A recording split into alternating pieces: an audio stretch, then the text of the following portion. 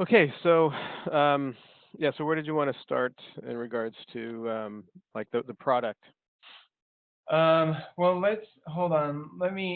So, Should we go through like a standard demo for these guys, or um, we can just to follow up on a couple of the questions I asked though. Before we do, I talked to you about setting up some payment plan. So, is that how? What is going to be best for us to approach that? Like, can we do a payment plan until July and pay off that onboarding? you know, I'm having a hard time hearing you. I just don't want to. It's a little bit in and out. Um, Hold on. sure. Yeah.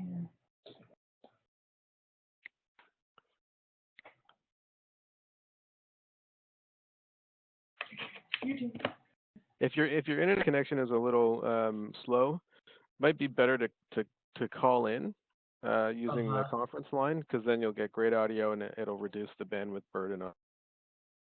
Um, how's this? Is that better? Yeah, it is. Okay, I think we're good. I think we've got it figured out. So I'm just trying to kind of follow up on the financial aspect of things. I was hoping, like we talked about doing a payment plan. Like obviously, we have a budgetary restriction where we wouldn't be able to pay off the full onboarding $2,000 onboarding fee until the end of July or the middle of July, and so do we just set up? Manage? I mean, we could set up a payment plan and then pay it off then? Like, would that work? Yes. Yeah, that is possible. Okay, because I think, I mean, the $200 a month we can cover, right? And then if we can put the onboarding fee into like a payment plan with the intention to just pay off that payment plan in July. The 1st of August. Or the 1st of August, actually, is what Kim's saying. Okay. We would need like some type of initial payment. Right. Like, so we would have, so we can split it up, and we can say, this is your initial payment, and then the 1st of August, the rest is paid. That's no problem. Okay. I'm just wondering, like, is half and half possible?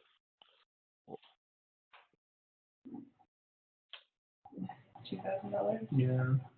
I mean, it would be better if we could do it like maybe in quarters.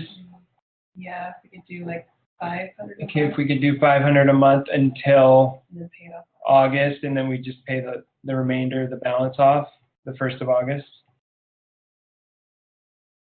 Yeah, that's fine. We can do that. Okay. So I'll just split it up over 4 months. Okay. Yeah, that would work. That would work well for us. And then obviously the other issue is we've got some timing stuff that's going to cause some problems. Like we're needing to start gathering some of this information immediately, and we're also needing to be able to do some of the invoicing sooner. And Ashley and I probably won't be able to commit to the full 2-week training until the middle of June. Yeah. The middle of June, like June 20th or June 15th. Or something. That shouldn't be a problem. We just need to know. Like, we can manage it for you. Like we'll create support tickets for whatever specific things have deadline. Make sure those are done, and you can start the you can start the coaching in the middle of July, or did you say June or July? Yeah, the middle of June is when we can do the coaching. That's the problem. Yeah, that's fine. That gives you enough time. Okay. Yeah, Ashley's saying we're at the end of the school year, so it's hard to dedicate. I understand. Yeah, this is always this is the time when we have to kind of massage things differently because everyone's Yeah. either like wrapping up, and of course we want to make it easier for you to make your decision, so we're not helping anybody by being inflexible. So these, this Okay. is you know this time of year we're very used to uh delaying things or payment plans or whatnot because it's like everyone sets their budgets in July and it's the end, and it's Yeah. like we're set up to work that way. Okay. All right. Well, then that being the case, I mean, I think it probably makes sense to just kind of go through the demo with these guys, and then maybe at the end, if we have time to kind of figure out, what our next steps are in order to get moving forward. Yeah. So and just like I know like or Ashley's there, right? Yeah. So Ashley, Hello. did you have a chance to watch the hi? Did you have a chance to watch? I know you signed up for a demo, and then that takes you to the like pre-recorded demo. Did you have a chance to watch that? So I just want to make sure I'm not being redundant. Watch that. I did. Okay. So yeah. So then I'm just wondering if so there's Ashley and there's Kim. Is that right? Yeah, and Kim is here. She deals with bookkeeping and various other things of the financial nature typically. Okay. Um, so why don't I just I'll run through the slides, and if you guys could just tell me what you might need if you have any questions. Like, so Ashley, since you've already seen that video, and obviously Jem's got a lot of background, so I just I'll kind of run through it quickly. I'll pass through things, and you know uh, I'll do it faster than I normally would, if that makes sense, um, and then certainly stop to ask me any questions. Um, so just bear with me a second here. Okay, that sounds good.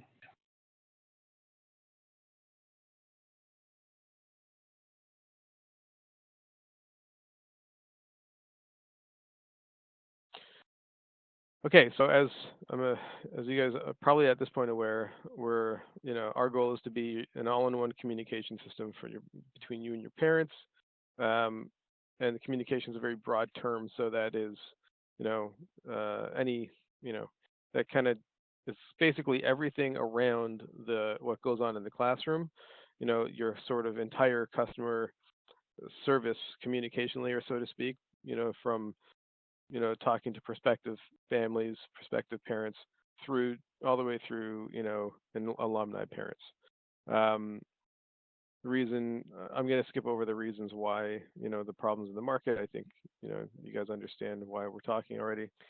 Um, so first and foremost, like the vehicle through which we deliver all of our features is a website, which is easy to customize, and it's easy for you to update, and it's also managed by us as well. So easy for you to go in and make changes, update, what it says on any of the pages, add a new page, hide a page, change the navigation, very easy to make those changes, but also you've got our team that's, ready to implement any changes for you.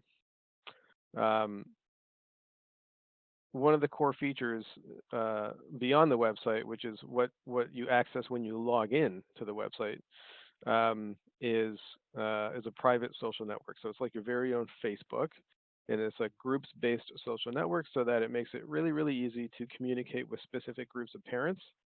All the communications are tracked, so who, so if you post something in the group, notifications go out to the parents.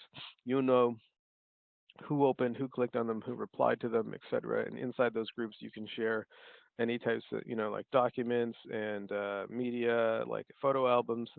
So this kind of centralizes a whole bunch of tools that schools are using in various scenarios. So it's like it replaces Facebook, it replaces things like Shutterfly, there's also calendars, and there's also digital forms. So a lot of things that are kind of a mixture of like, it's kind of like taking Facebook and baking in like some Google apps and some Shutterfly and some Twitter and some Sign Up Genius. All these things are kind of baked into one system. Um, When notifications go out to parents, it can go as an email and also as a text message. Now, a really important thing here is that if a parent, let's say a teacher is in this group here and they post something like this update here by Pat Kennefic. Let's say she's the teacher. She posts an update and it goes out to all the parents. They would get this email. So it's inside the group, but it also goes to them as an email from Pat, and then they can actually just reply to that email.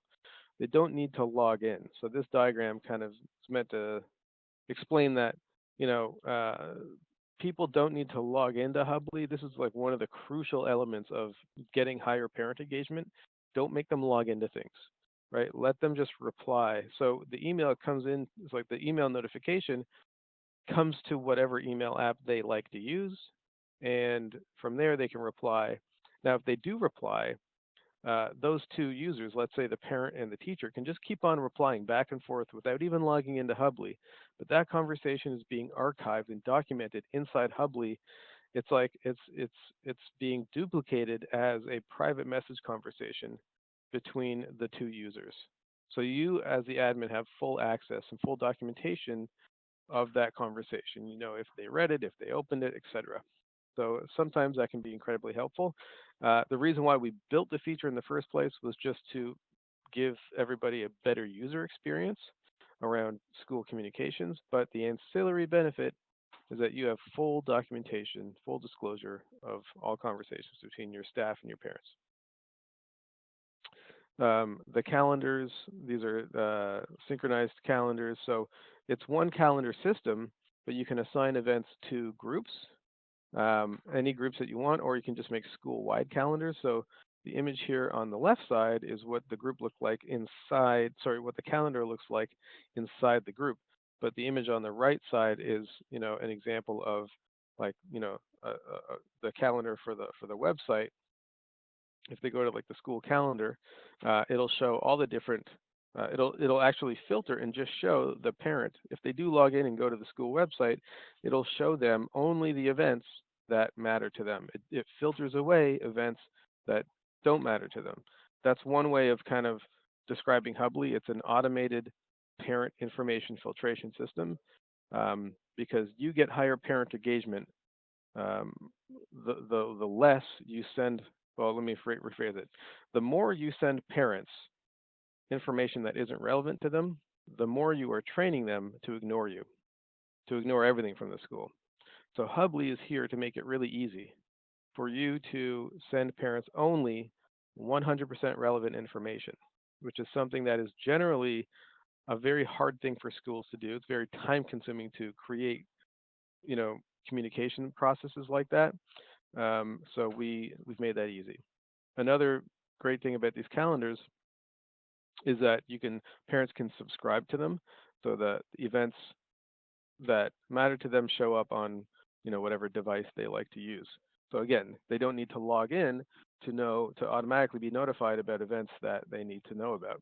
So we're making it easy for you to keep parents informed without having to send them really long emails with 1,000 things going on for the entire school, where they have to sift through and find, one or two things that actually matter to them. We're making it really simple to keep them informed, with only information that they need.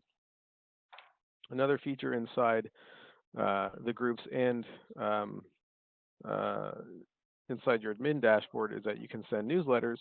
So these are, template-driven newsletters where you can pick from various templates to start from and make them your own and then send them. You can schedule them to go out later.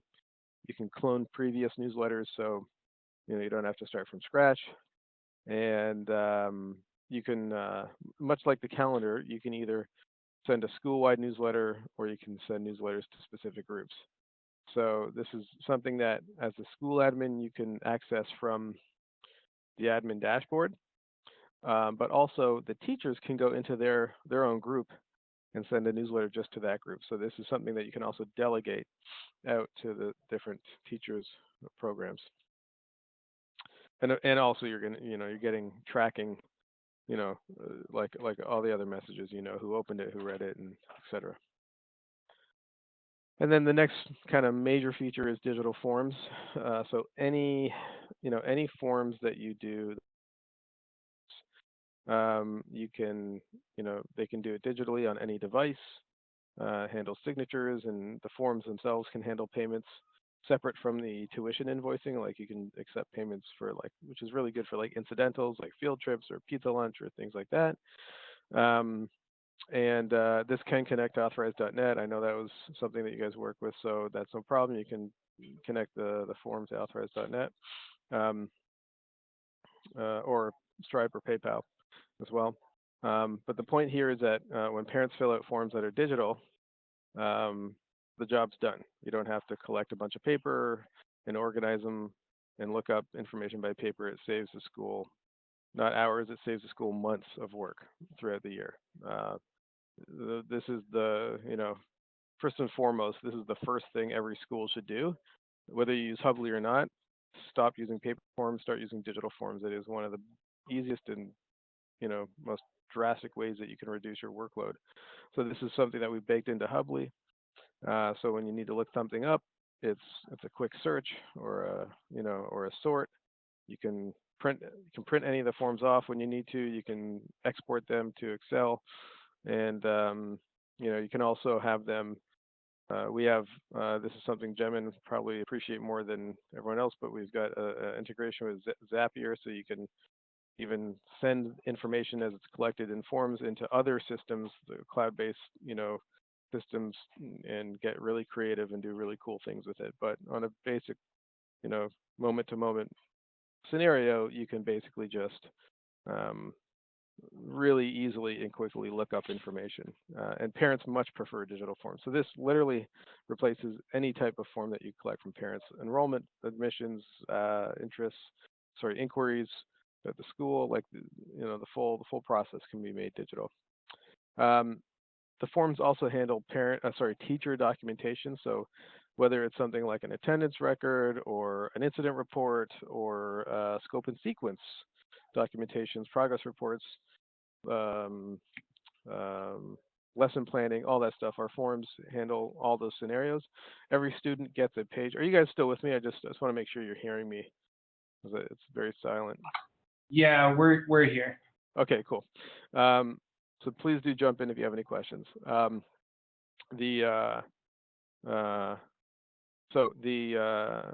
Every student gets a page, and so the admin, you have a sort of an area in the administrative section in the dashboard where all form entries come in, and it's like a digital filing cabinet, and it's really easy to look up, any entries, any form entries there, but also automatically any form submitted regarding any child shows up on that child's page, and this is a page that's privately accessible to the parents of the child, staff of the connected to the child. So this is like a digital filing cabinet just for this child, and all those records show up there as well. We have a scheduling tool to make things like parent-teacher conferences or school tours really easy and automated, as opposed to using the standard kind of paper on the doors.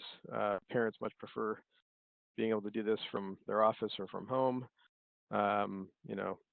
Or certainly when you've got multiple kids in different rooms, this is a much easier way to schedule, and it has like features that have help show up more. So it's like automated reminder emails and confirmations, and they can cancel, and then the session that was selected by somebody else, if they cancel, available to another person.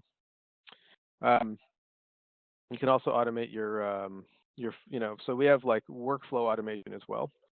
So automate not just making the forms digital, but like the steps in between the processes, like those workflows that every school has. They're more or less the same, but very, let's just say an enrollment process. This is an example of an automated enrollment workflow. So let's say at the top on the left, prospective parent does a Google search and finds your Hubbli site, or they click on a Facebook ad, come to your Hubbli site, and they fill out the inquiry form. Someone in the administration gets notified, and you can assign the notification to whoever. records created for the family, and then the family can start getting an automated drip email sequence to sell them on your school or help them identify if it's the wrong school for them, let's just say. So you don't have to deal with somebody who hates Montessori and didn't know it. And then, it can drive them to go to that scheduling app and book a tour. You just have to, the system will notify you when you have a task. So you just get a notification and you can just click on it, let's say to approve that prospective parent for the application form. Then after one tap, you just have to click approve as an example, and then the parent can get a pre-written email that takes them to the application form. They fill out, etc. This is just an example. We build these custom for you, but this is just something that we've done for many customers, and this is a great tool because it does it like take care of 90% of like the manual steps that schools are taking to manage enrollment process and email follow-ups and tour scheduling and all that stuff. Systems handling, but it's also letting you know where everybody is. At any point in time, you can just go in and see who's at what stage of your enrollment process, and you never lose track of all your prospects, which can be really helpful. And then this is our what our invoices look like. On the left side, that's like what the parent will get an email. If they click on, they'll take them to the invoice. This is what it actually looks like. It's you can brand it and you can actually change what it looks like, but this is like a sort of a default setting. This is part of the tuition management system. This is separate from that, right? This is the tuition management system. Okay. This is it, and this is the one add-on to Hubbli. Everything else I've talked about is part of like the Hubbli Essentials package. This is an add-on. So this is the tuition system, and so parents get an invoice that they can pay online with a credit card, a bank account. So they can do e-check, and they can also just print it off and give you a check. You can go into the parent's account, and it's you can see where you get reports, high level reports, also very granular reports on the accounts. The parents also get a page that is like a ledger that shows them all of their invoices and their outstanding balance and allows them to just click on any particular invoice and pay it. We also have a feature that allows you to forward the fee to the parents. So there is a processing fee. Our fees are for e-check, it's a 1% processing fee on the transactions, and for credit card, it's a 2.99%. So you can decide if you want to offer credit card or not, and you can also decide if you want the parents to actually pay the processing fee for their invoice. So they can, and you can decide either by credit card or, so let's just say, the parent, you want to allow parents to pay with credit card because they want to get points. Like the parents, like a lot of schools we talk to, their parents, it's actually like a big deal to them. They like to get points on their tuition because it's a lot of money and it's a lot of points. So they can go on a flight once a year or something, right? So you can let the parents get the points, but you can also let them pay for it. So you don't have to pay for that transaction fee. But that's a feature you can turn on or off. It's up to you. And then and then this is just automated, so it's billing them at whatever, usually it's monthly, but you can set it up differently. I do have a question for you. Yeah. Does this like sync with QuickBooks? Do they export like a file or something that we can upload into QuickBooks? If you're using QuickBooks Online, then yes. It does export CSV files, everything as well. Everything we do exports to a CSV file. You have to make sure it's formatted, right? Yeah, so you might need to format it for import, but yeah, the data is really easy to get out of the system. Okay, thanks. No problem. And then beyond that, we're just heavy on support. So you can call, email us, or you can schedule support sessions that are at a convenient time. We've got a really good, online knowledge base where you can always look up articles on how-tos if you just need a refresher, if you haven't done something in a while, or you forget how to change your profile picture, things like that. And then our onboarding process is very much like a concierge experience. We want you to just have an easy time becoming our customer. And so there's a few steps, like you have like the standard process as we discussed. We can move we can move things up, and we've had customers sign up with us one day, and then the next day, they were going to they're going to print off and mail out, hundreds of parent packets for enrollment, which meant like thousands of dollars and, probably, 2 months of work to manage that. So we just had them go fully digital the next day with their enrollment process, and it saved them months of work and thousands of dollars. So we can certainly, move things up to meet your deadlines. But a standard process is you have your initial setup kickoff session, which is like when your site's created. And we just kind of walk you through. It takes 30 seconds to make your site. And then we have an online video training course that you and your staff can access anytime. It's just a bunch of 5 to 10 minute videos, show you how to use the different features.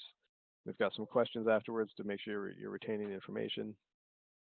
And you've got also 10, 30-minute consecutive daily coaching sessions that we've already discussed you guys would do mid-June. And then we also import everything. So you just like dump everything on us. So at the beginning, we're gonna tell you, we're gonna let you know how to send everything to us, but you basically just dump your database. If you want to use our invoices, you could just send us all your accounts and invoices. We'll import everything up. We set everything up for you. Like, it's just part of the onboarding experience. We want you to focus on learning the system, and our team will implement everything. Also, if you want to use Hubbli as a website, we'll migrate either your whole site over or portions of your site. Some schools keep their main website and just use Hubbli as an additional marketing site because it gets really high rankings, of course, and it's really great for whipping up a landing page for a campaign or for anything. And some schools only use it as a nicely, easy to brand, parent portal. So they just go there and they only share that site with their existing parents, which is a shame because they're usually missing out on a lot of marketing value. But that's also an option to you. And then we just help you prepare a launch strategy. If you want to do like a big sort of like newsletter launch to all of your parents, a lot of schools like to do that at the beginning of the year. Just like a lot of schools actually sign up and use Hubbli for like 6 months without their parents even knowing. Like, the parents don't even necessarily realize newsletters are coming out of Hubbli, and they don't necessarily realize that those forms that used to be paper are now being filled out digitally. They don't know that it's Hubbli. They just know that they just much prefer this digital form experience. But then a lot of times schools kind of want to share like the information, like, hey, we're investing in your experience as a parent. So it's something nice to promote to the parent body as well. So I'll just skip over. This is kind of a visualization of that onboarding process. It's everything I just described, really. But these are the standard steps. Again, that implementation phase can kick off on day one with certain deadlines on portions of it. So like, we need these forms up and ready tomorrow. No problem. Just let us know. And that's it. That's Hubbli in a nutshell. Any questions? So the time that Ashley and I have to dedicate the 10 consecutive days, that's only 30 minutes a day is what we have Yep, to dedicate? 30 minutes a day. Okay. Yeah, we try to keep them short. It's really important. We don't want to overload you. We want you to have the way it's set up is, it's based on, really like a skill development training program, much like you would do with music or with a sport. You go in and it's just as much about muscle memory as it is like, like we want you to go through the video training as well, so that you know you understand like where things are, what things look like, etc. But we also, we find that this coaching program, this daily coaching program and it is really geared towards somebody who's super, unsavvy, untech savvy, um, just to ensure like we're gonna literally tell you, you just sit back, follow instructions. We're gonna tell you what to do. It's like click over there, log in, create a form, click on that, and we're watching your screen and guiding you, and then every day you're doing that for 10 days, um, so that you're really, getting that sort of muscle memory of where everything is. Um, and we find that that is the best way to set up our customers for success. Okay. And then you explained that like you can do a lot of this stuff via email, but one example of something I'm wondering how you accomplish if it's just done via email, or if you have to, like the parents would have to log in. Like if, for example, we have existing parents from a previous year that have a bunch of contacts in there, and we're asking them to update those contacts rather than having to just input them new ones every year or input a list every year. Is there a way to kind of show them? Sorry, I think I understand what you're saying.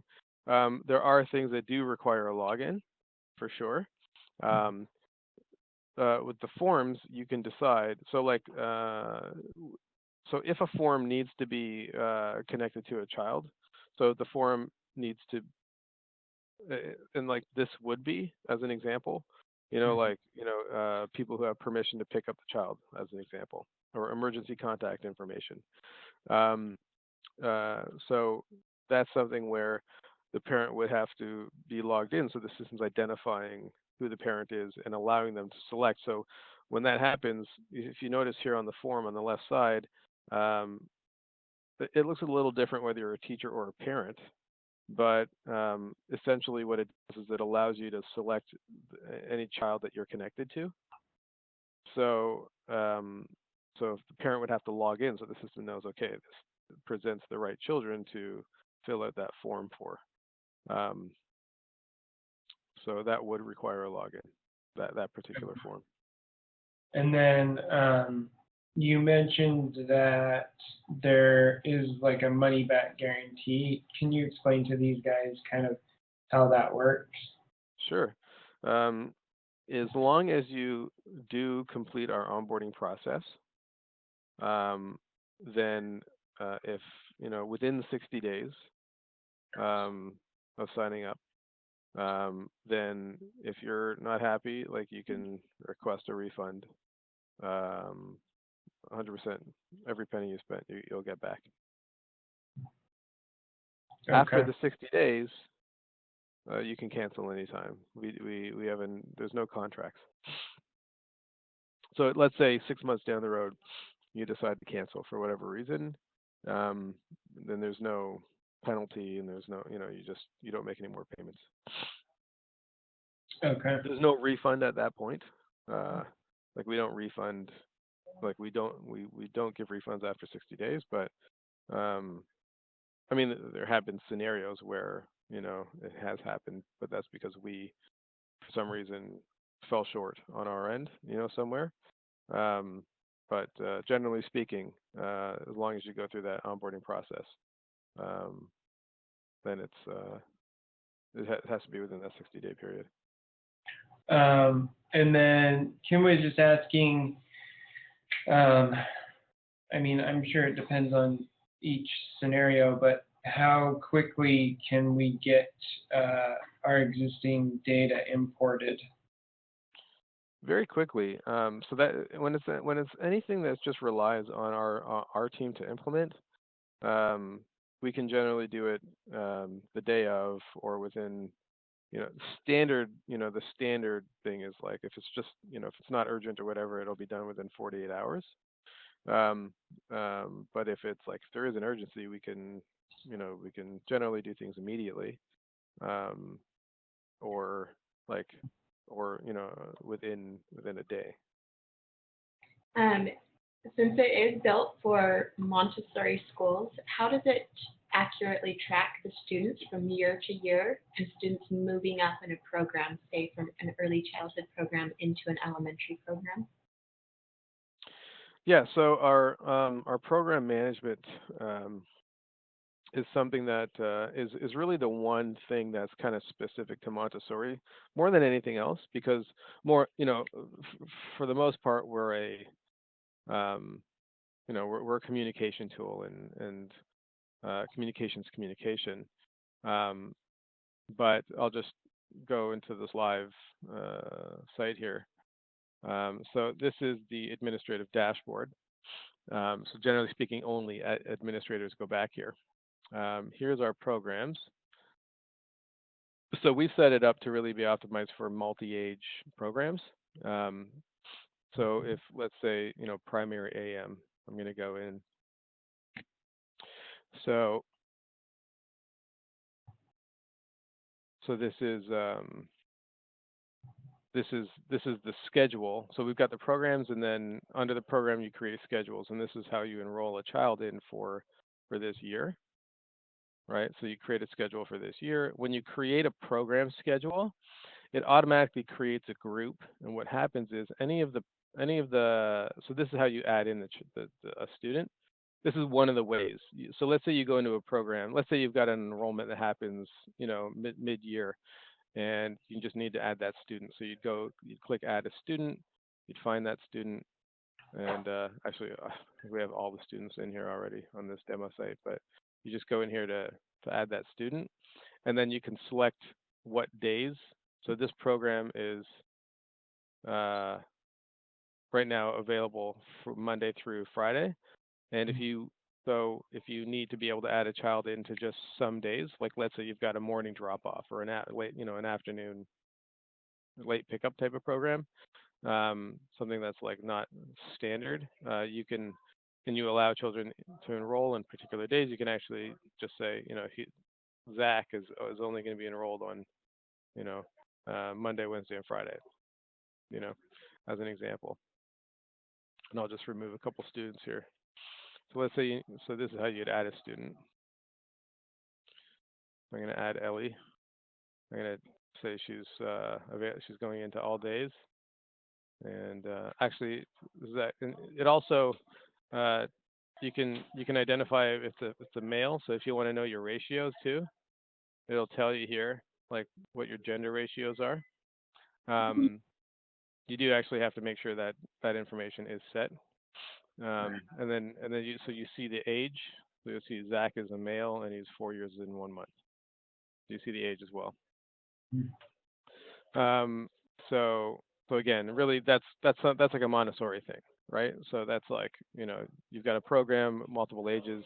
You need to, I know it's important to balance, genders as well. You don't want all boys, as an example. And so this is how you enroll the child. So and then for the next year, and also this is how you connect a teacher. So let's say we're going to add this teacher to this program.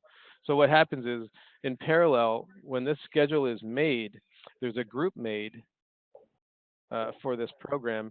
The parents of this student are automatically added into that group. Meaning, and if you add a teacher to the program, that teacher is automatically added as an admin to that group.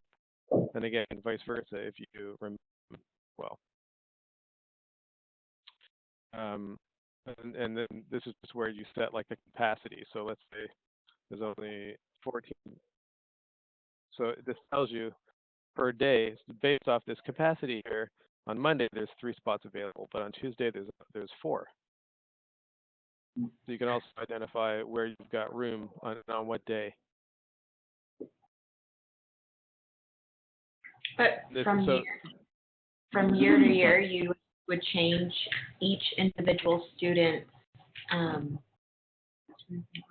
to a different group to move them from classroom. I mean, you really only move, one student every 3 years, but right. Would they continue to stay in the class? Like, what's the I don't know, what am I trying to say? So the way this works is we have we have toddler 1, 2, 3. So is there a way to take all the toddler 1s and be like, okay, now they're toddler 2s? Yes. Yeah. So you would do that in bulk, not on here, but on the in the students page here. So this is where you go to manage students, and you can select a number of students. But let's say you first of all, you could filter the students by their program. So let's say this was your toddler 1, right? As an example. So you selected toddler 1, and you're only going to now look at, it's going to filter the list by toddler 1. Now what you can do is, once they're filtered, I apologize that because we're doing a screen share, it's just everything's really slow. But if I select all of them here, now I can move them into another program.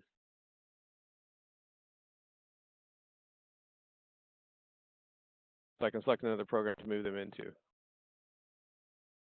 all at the same time if you want to.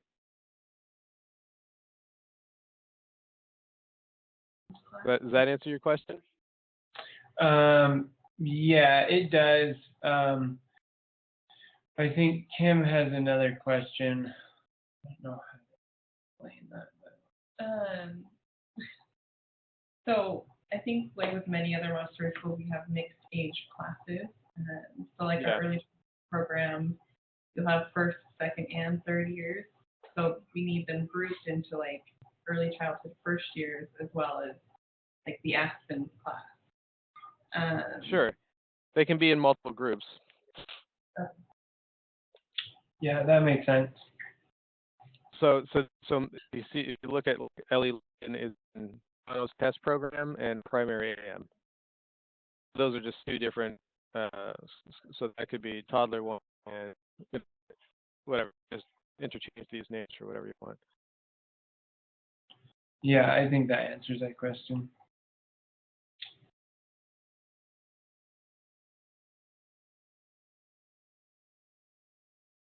And per child, you can go in and you can add them or remove them to groups differently, individually as well. So you can manage them in bulk, and you can manage them manage them individually as well. So we have some questions about reporting some of the data. I know it probably depends on what data we're trying to report, but we have medical action plans that often we'll need to print out. We'll have class lists that we'll need to be able to print out, labels we'll need to be able to make and formatted correctly. So obviously, we're not expecting it to be able to all be formatted in here, but if it isn't able to be formatted and printed directly from here, can we just export it as a CSV and then do a mail merge or something? Yeah, everything is exportable. Also, like I said, you could also so at a basic level, any data that you've collected, you can export. So you can get very granular with what data you want to export.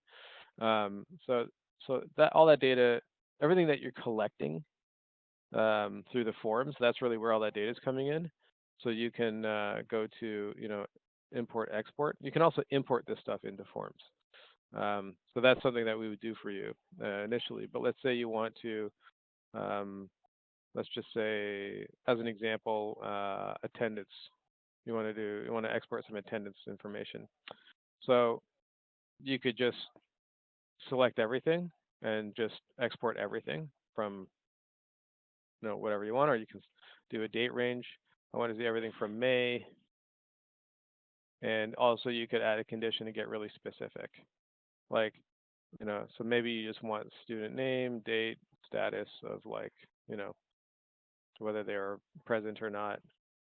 And then you can say only if the student can,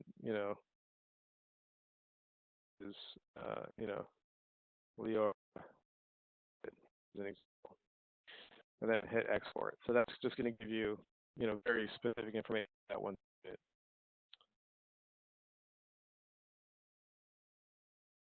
And they just export into a CSV file.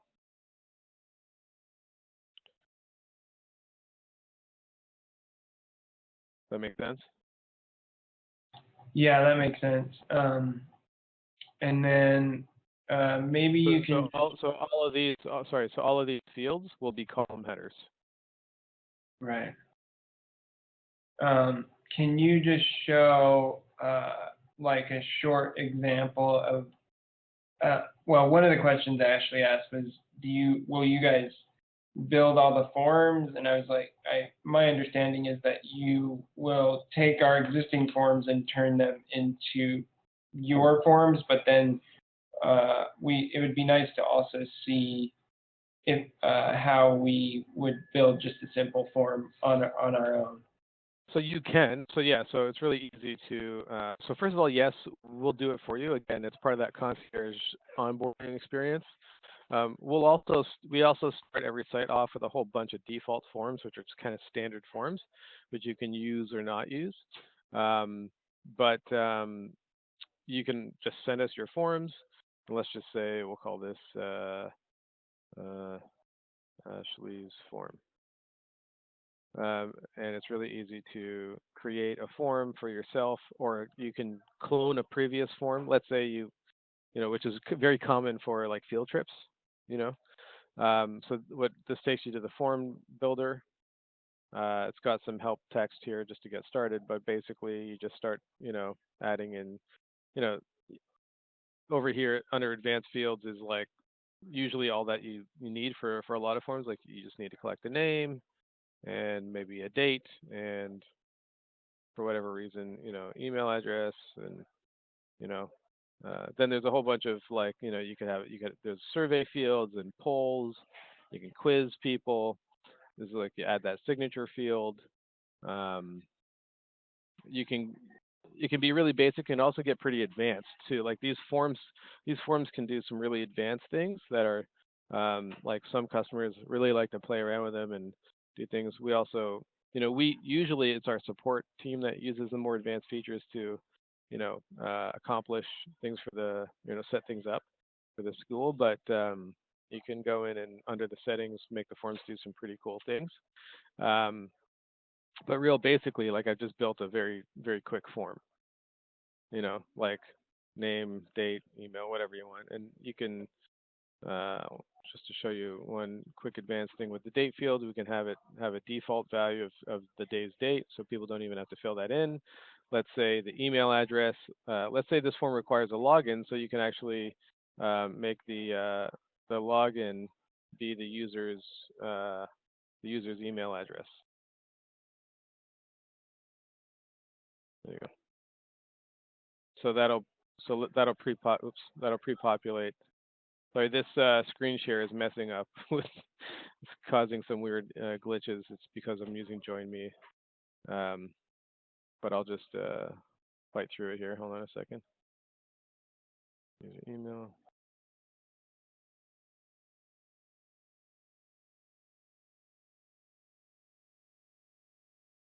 Yeah. I'm just going to go ahead and save this. Clear the browser cache. But you can essentially, yeah, there we go. So it actually is. So you can notice, like, I'm logged in as Naomi here, as a school director. And so you can see that it's pre-populating with that user's email address. So there's, so that's the type of thing that can, give your parents a nicer experience too when they fill out forms. If they're logged in, it can pre-populate their name and their email address and things like that. But this is how you build a form. Okay, that sounds good. Yeah, and you can add checkboxes or radio buttons if you want to add a selection, which can be handy for like volunteer signups. You can make a list of like things that you need people to bring, and then you can limit them to one, and then people select them, and then, you know, someone's already brought, someone's bringing the chair covers that got selected, and someone else is bringing the chicken salad, whatever, and then it's really easy to manage, anything you do with paper, you can do on these forms. Okay, cool. That was great. Thank you. Yeah, thanks. I think you covered everything that we have right now. Yeah. Some other more advanced things. You learn all this through the onboarding process too, but you can get really specific with like who can see the entries, who can, like let's say you have a parent volunteer and they're helping you manage something. So they actually need to see entries of, like generally speaking, a user can only see their entries on a form. So the entries are visible to you as the admin from the dashboard here, but also from the front end, you can see the entries as well. So if I go to the forms page here,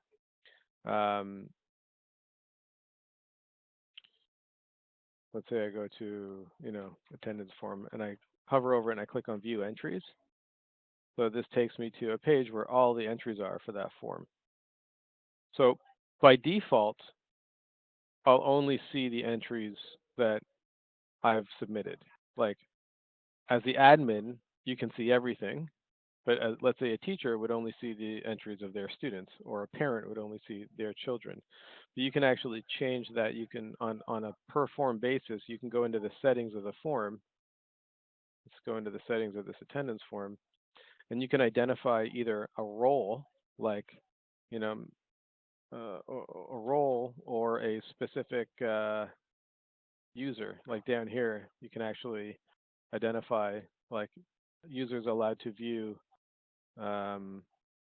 others' entries. So you can actually add in, let's say you have a parent volunteer that's approved by the board to access maybe something specific about an enrollment information or anything like that. You can select a user from this list here and make them make those entries visible to them specifically.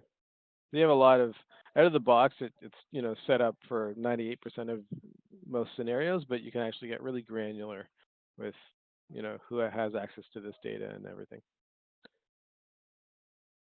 Okay, perfect. Great. So any other questions? I think that's all right now. I think we would just, I think probably from our perspective, the next steps would be to kind of put together maybe an invoice that has the payment arrangements that you talked about, and then can get the admin here to approve it and sign off on it and move forward. Sure. So yeah. So with that, so usually when we send an invoice, you're able to just pay it. But since you have a payment plan, we'll have to collect the credit card information over the phone just to trigger the initial payment. But yeah, what I can do is I'll send you an invoice for the total amount, and then I'll just specify that the setup will be paid over 4 months. Okay, that sounds great. Equal payments over 4 months, and then you can take it from there. Yeah, that sounds perfect. Okay, excellent. I'll send that over probably in the next 5 or 10 minutes. Okay, and then is there I mean, obviously we have a lot of different pieces to our database in its current state. So is there like a template or like an example of export of how you would prefer the data, or do we just send it the way that we have it and you figure it out? Yeah, we'll give you a template. It should be pretty simple, but yeah, we'll send you a template to populate. Okay.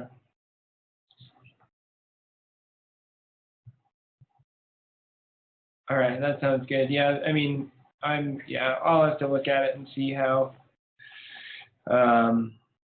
that'll all work. I mean, we obviously have different ways of exporting our data too, but just depending on what it is, like contacts and parents and health information and all that, there's a lot of components to it. Right.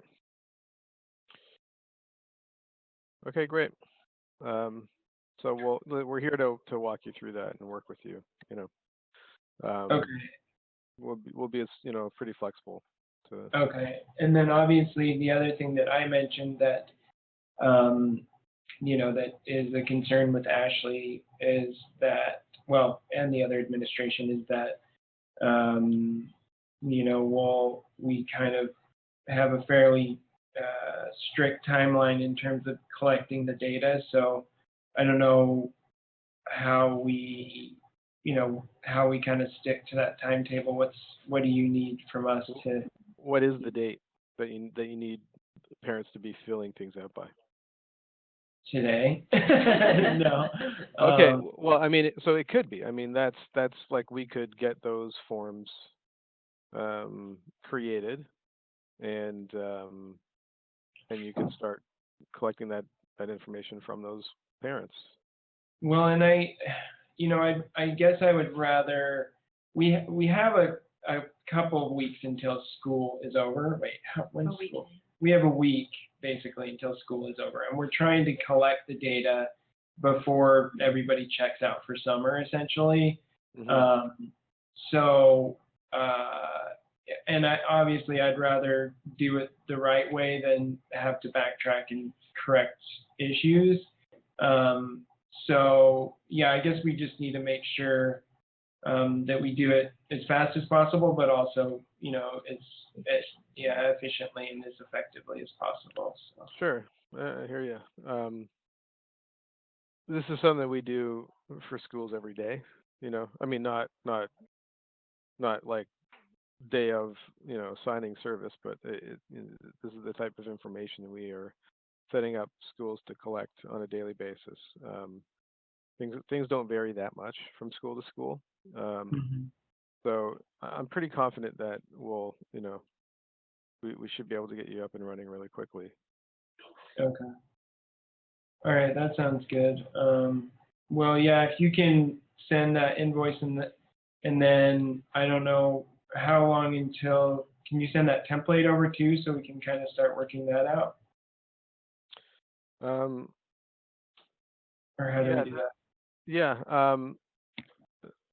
sure. And I'm just trying to think of.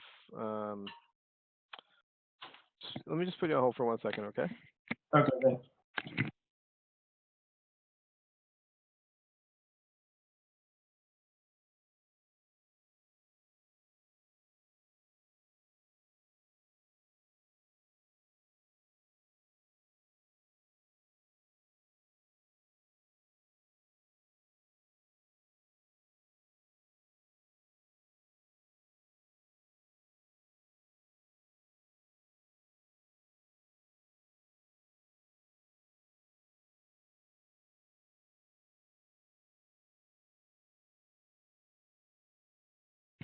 Okay, yeah. So I'll send those off to you as well. And just so you know, so the way we do it is first so there'll be two separate templates. One will be for the students and one will be for the parents. Okay. Just because that they are two separate entities. So what we do during this onboarding is we have you just make those, like, fill out those two databases, and then we upload them, and then we connect them all. Yeah. So the parent database doesn't have to have the student in it? I mean, I think we have access to that. Yeah. So hold on a sec. Jacqueline, is it? Hold on a second.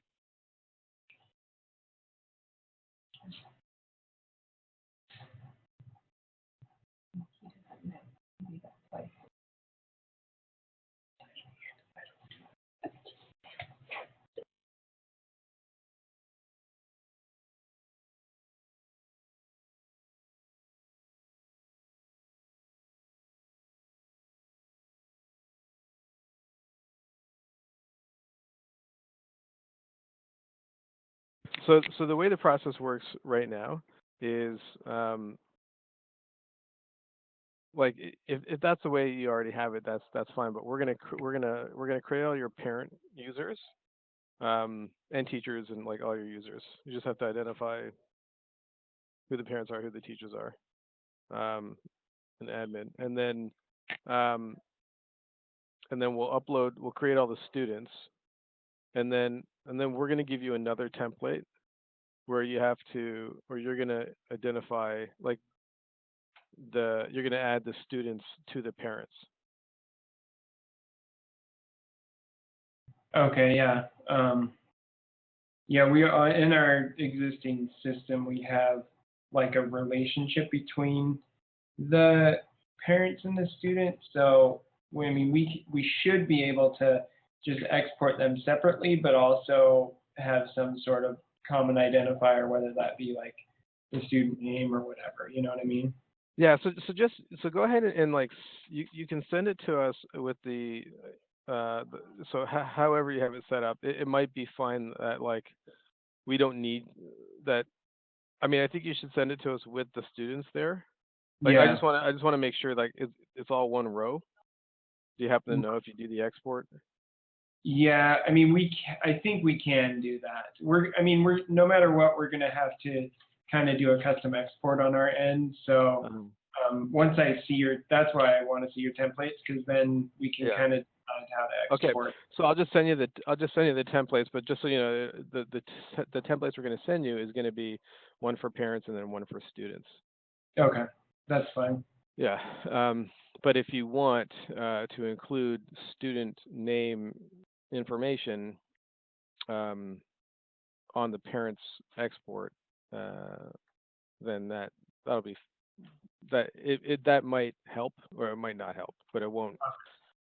It might reduce a step, but it might not.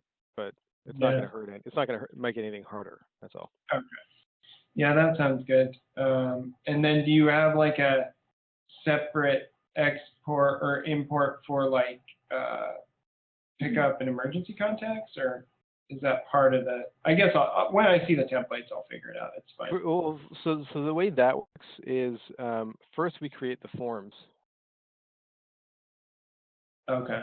So those to import that information, the first step is to create the form, and then we import the entries into that form. Okay.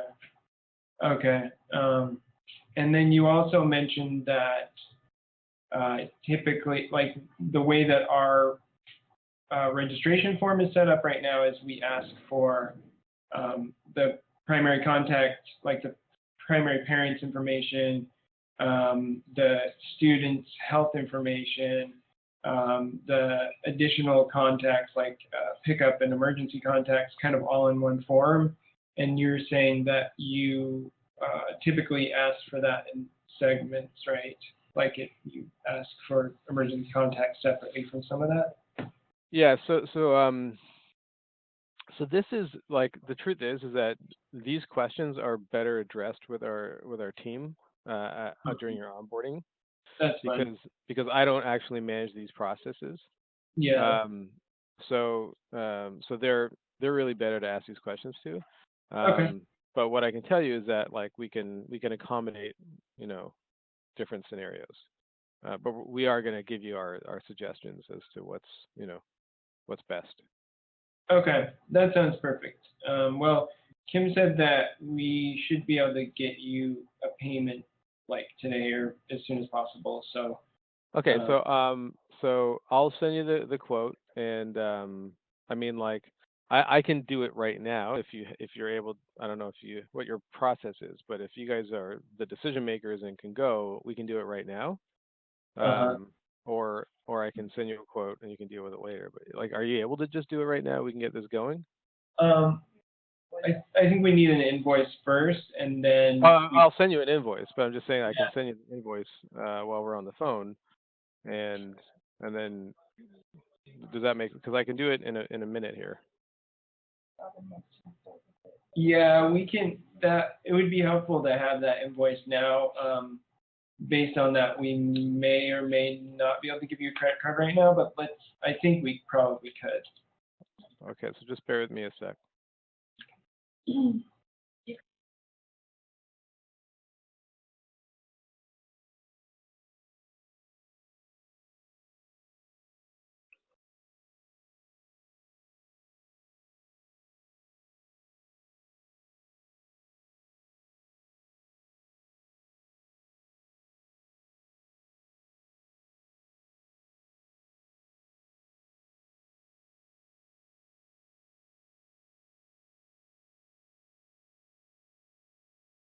Now, are you guys, so you're going with the essentials. So here's my question for you.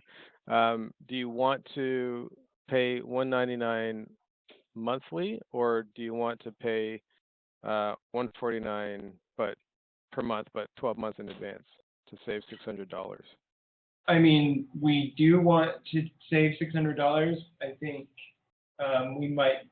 Can we switch to that at some point? Yeah, you can. You can switch to that, and at that point, you'd start like a 12-month subscription. So what's the difference? Is one we're just kind of committing, and then the other one? Well, the difference is you're prepaying for 12 months in advance, but you're saving $600 over the year by doing that. And the difference is that payment is non-refundable. Unless I'll say after the 60-day period. Oh, I see. Yeah. So it's So I after think. this. Sorry. Yeah, I think I get what you're saying. I think what we would have to do is just pay the $200 a month, and then in July that would be when we could budget for prepaying for a year, possibly. Sure. Okay. Would that work?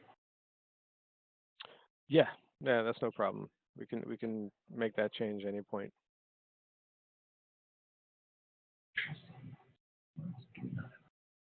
So I'm just adding in the quote. I'm just saying it's to be paid evenly over a 4-month payment plan. Yeah, that sounds perfect. On the setup. So and I'm sending this to Ashley. Does that? It's Ashley Haslam, right? No, can you Haslam? Can you actually send it to accounts accounts@mcsslc.com? So I need to create a different. Well, hold on a second. Is that so, Ashley? Do you check that email address? Every day. Yeah. Okay, so can I just want to make sure because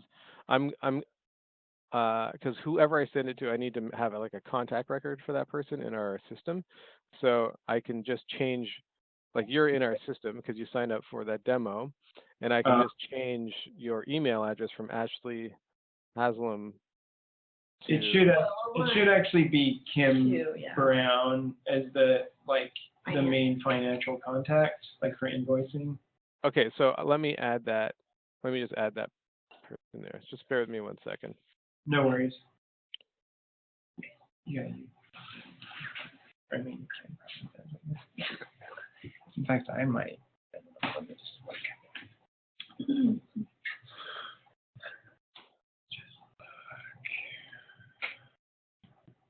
Are you guys, what city are you guys in? We're in Salt Lake City.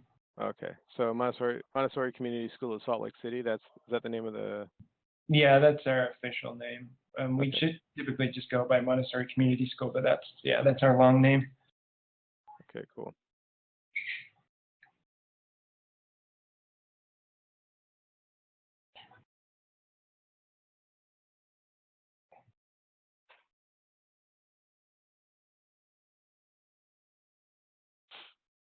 Is there Ramira Alamilla?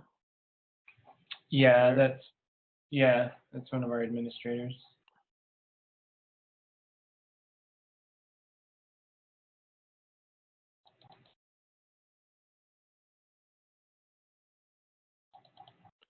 Okay, and Kim, what's your last name? Brown.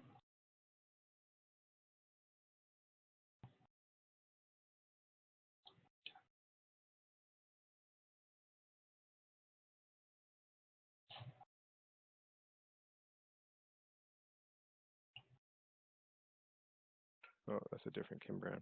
Okay.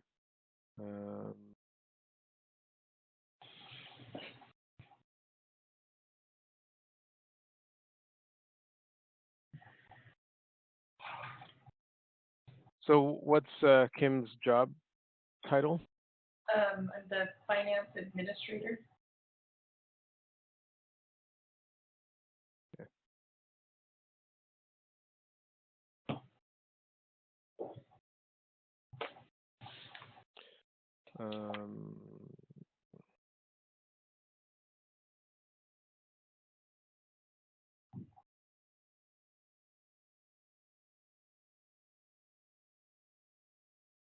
And what's your email, Kim? It's Kim Brown at mcslc.com. But I think MCSSLC.com. But it may be best to use our account email address because more than one person sees that. Okay. The accounts? Uh-huh. Okay. It's not that Robin's already going to look at it, but just in case.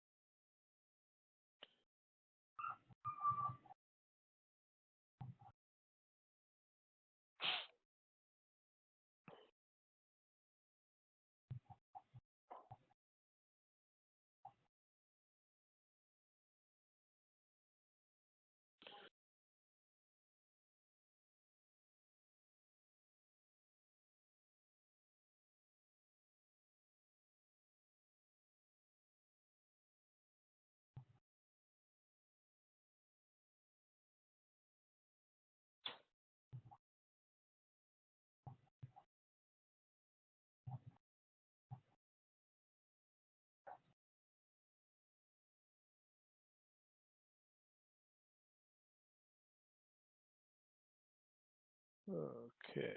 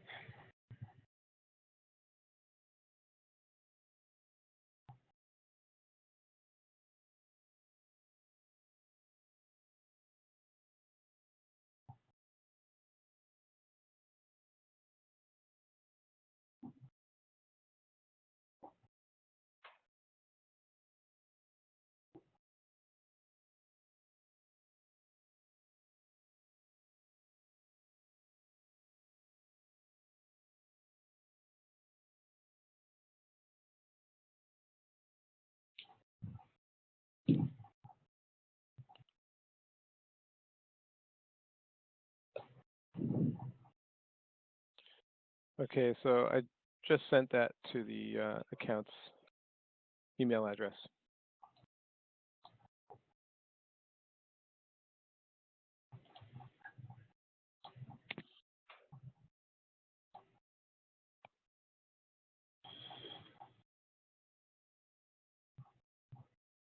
Okay, so today would the payment be the $199 or how much are you needing today? It'll be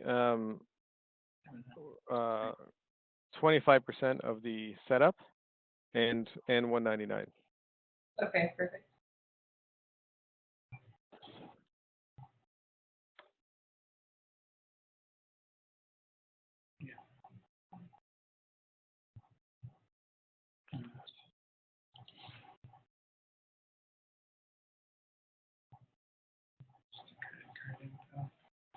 And I do have the credit card information if you are ready for it.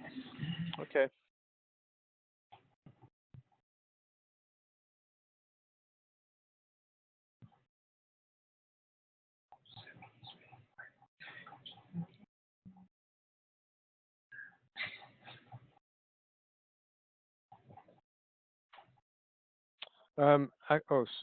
Can you, oh wait, here we go. All right. Can you just click proceed? I just need you to actually accept a quote. I realize I sent it differently, so I just need you to click proceed so that I've got the ability to add your credit card info.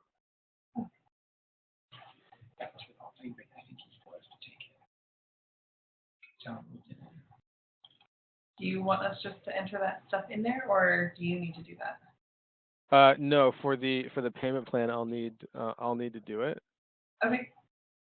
Actually, let me do this differently. I'm going to send it to you again, and then sorry. So just bear with me 1 second.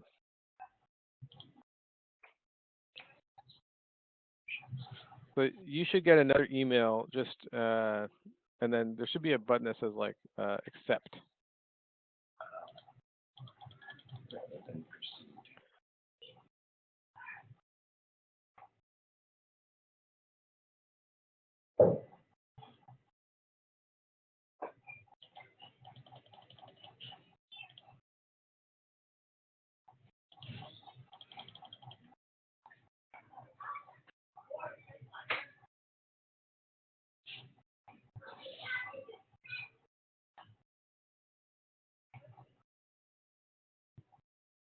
Does it show up in your inbox? Not yet.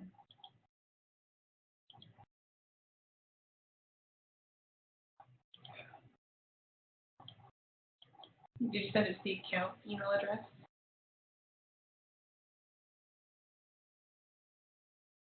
Yep.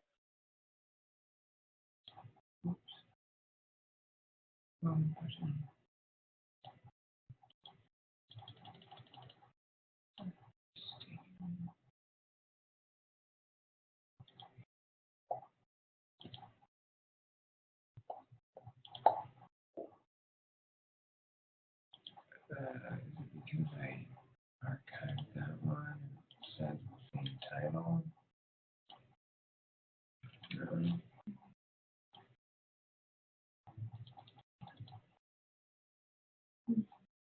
Take it a minute. Just looking here real quick.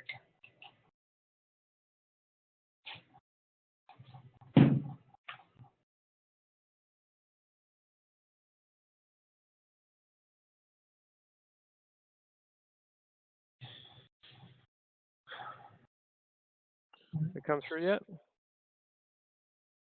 It is not yet. We're just checking another email address. We're just going to check into a different email address. The account was just several different email addresses.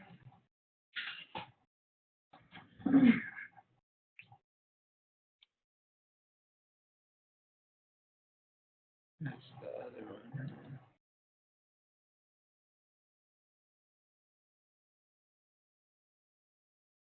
Well, I'll go ahead and I can take your credit card information in the meantime. Oh, I accepted it. We got it, and I just accepted that. Okay, great.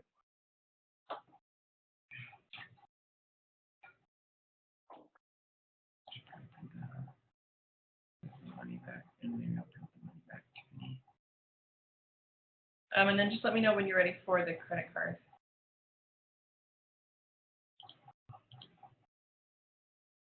That, and then I'm gonna have you attach this to the kid.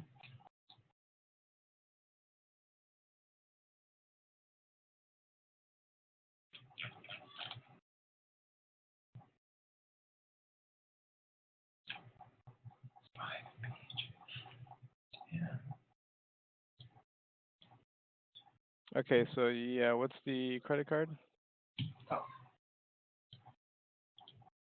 Okay, so it's an American Express. Okay, do you happen to have another kind of card available?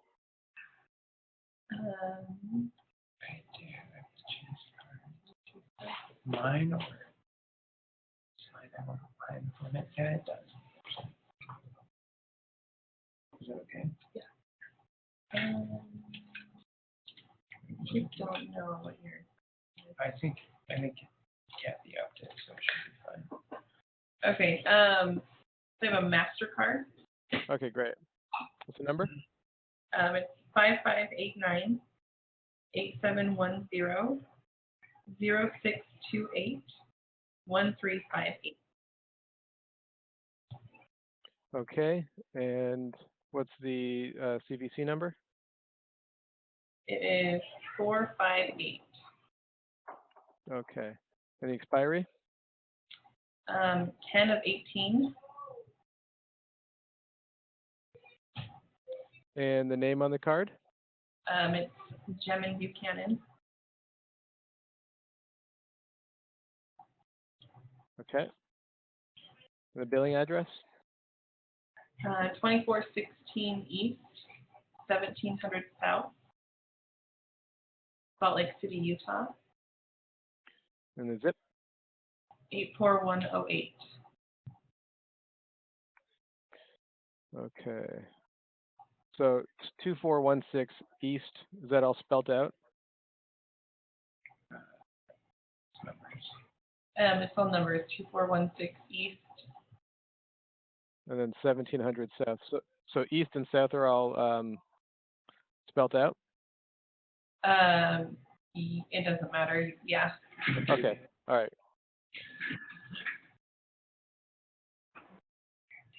Just bear with me one moment.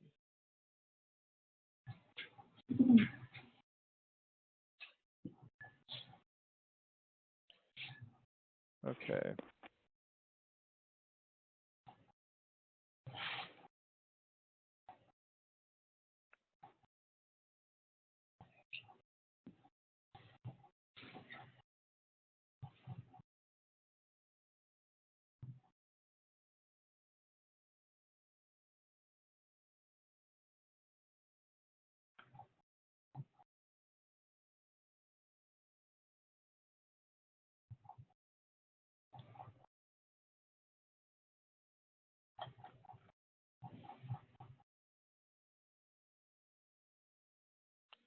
Okay. So I'm going to need to hop off very quickly because I have another demo going, but this should all be set up. So yeah, so today's transaction will be $698, and then the remaining 3 will be for $500 each. Okay, that sounds great. Okay, and so I'll let you know if there's any questions or anything like that. But so we'll wrap up now, and but like I said, if there's anything we need to talk about, we can discuss that a little later today. That sounds great. You're gonna get those templates sent over. Yes, we will. Okay, awesome. Thank you Thanks, so much. guys. Welcome to the family. Talk to you real soon. All the best.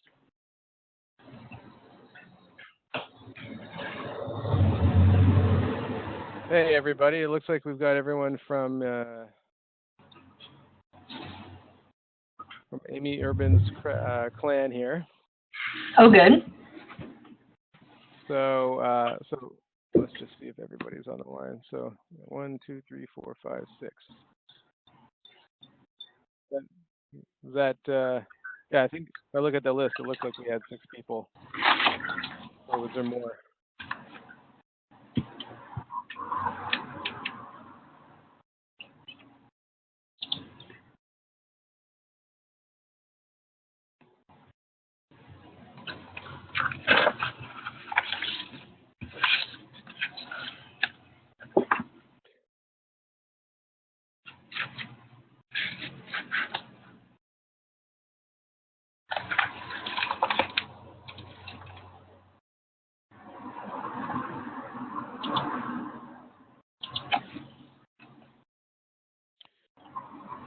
So, okay, so I will just bear with me 1 second, Amy, and I'll be ready to get going in 1 moment.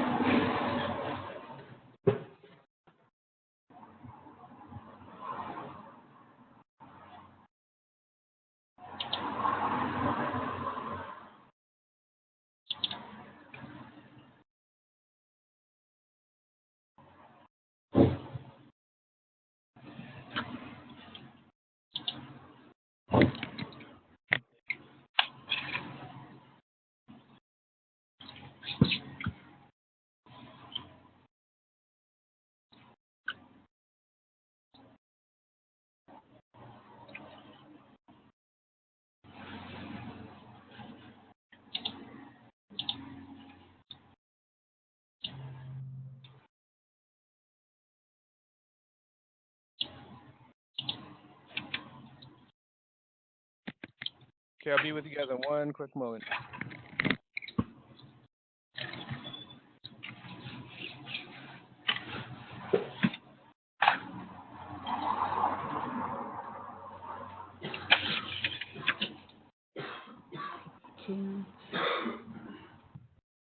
I can't hear.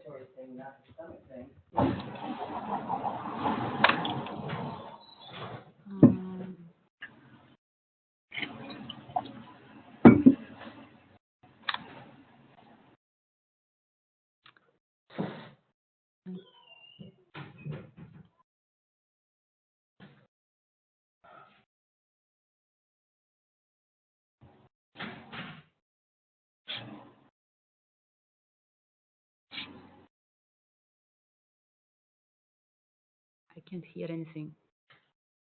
Hi, Samantha. Can you hear me?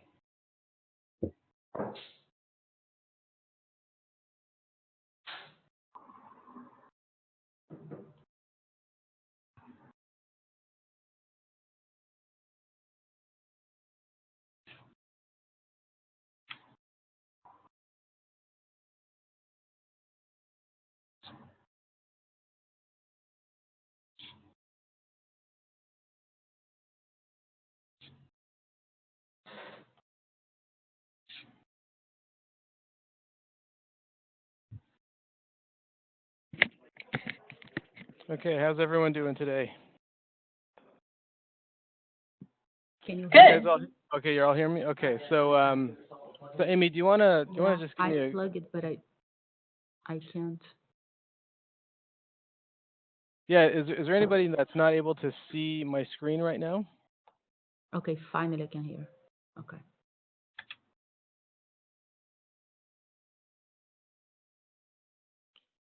Hello?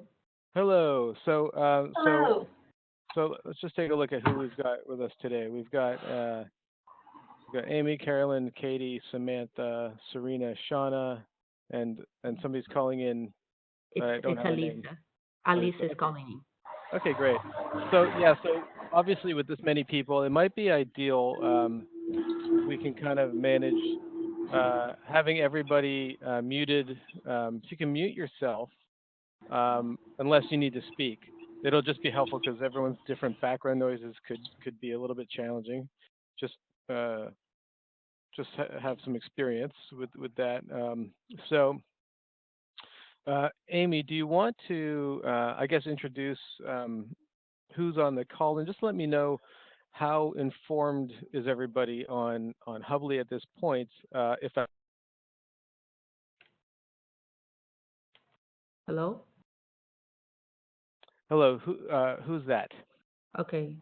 It's Samantha. It's just because you were moved for a second. I couldn't hear. Oh, I was muted for a second. Okay. Oh, okay. All right. Oh, Jimmy's joining us now. All right.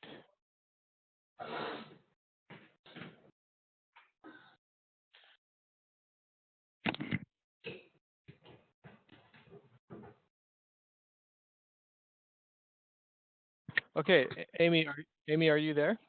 Yes. So that's Jimmy. Is that Jimmy, Jimmy? you're That's not your Amy. character? I'm Jimmy. I was in the Google Hangouts, but now I'm in the Join Me. Oh, there was more than one, huh? Yeah. Okay. So Amy, can you just let me know where I should begin today? If I should just start from the beginning as if this is everybody's first introduction to Hubbli.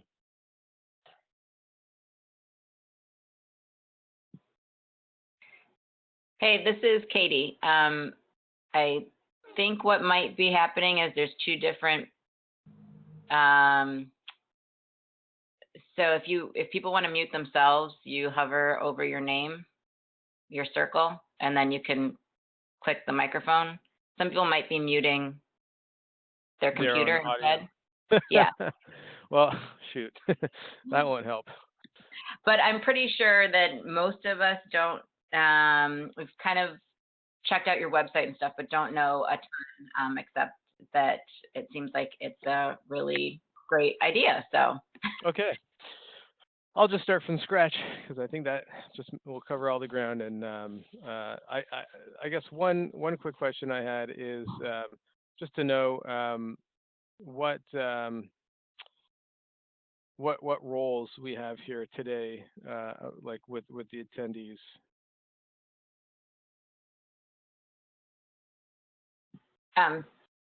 Okay, this is Katie. I can answer that. I'm vice chair of the board, and my son is in 7th grade. And let's see, Samantha is our business administrator, Okay. and also a parent at the school and previously a board member. Jimmy's head of school, and he's moving back to DC in a few months. So then Alyssa, who is also on the call, she's our middle school director, but she's going to be head of school next year. Amy's board chair also has kid at the school. Caroline is our office manager at one of our sites, and Shauna is the director at our preschool site. Did I get everybody? That's Yes. a great spectrum. So sounds like we'll really be able to cover everybody's questions today. That's good. So Hubbli, is on a very high level. We're here to be your all-in-one parent communication system. That's a very, parent communication is a very broad term. Our goal is to Amy needs to join again. Just bear with me 1 second. Okay. So our goal is to basically give you the easiest way to manage communication,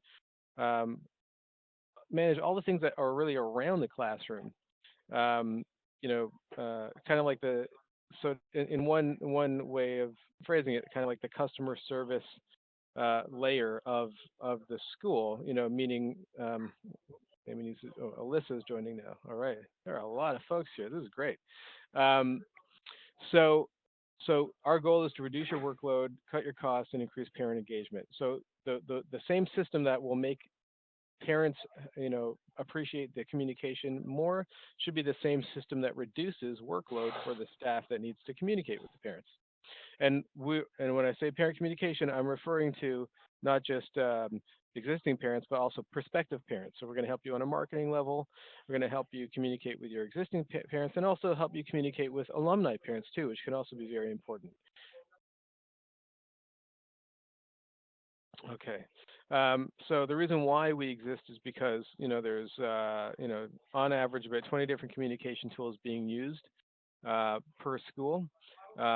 Each one of those tools takes time to manage and learn and keep up to date. Usually they're all kind of disparate databases. And also a lot of paper is being used in the school office. That's very expensive with just physical paper, but also printer ink and postage, and most importantly, the time it takes to manage paper and information. Now, I'm going to jump through some of the stuff here. I'm going to get to features, but just basically, the idea here is that Hubbli is going to help you work on all the different areas of, all the different metrics and measurements of the success of the school on a business level. Again, not referring specifically to, like teaching, but everything around that. So all the things that help the school, basically create a better margin to reinvest obviously more money into the school, and add to programming and pay teachers better and everything like that. So first and foremost, what we do with Hubbli is we deliver all of the features I'm going to show you through a website. So that website is really easy to customize, and it's a very high performing website. And about half of our customers use that website as a website replacement. It actually replaces their main website.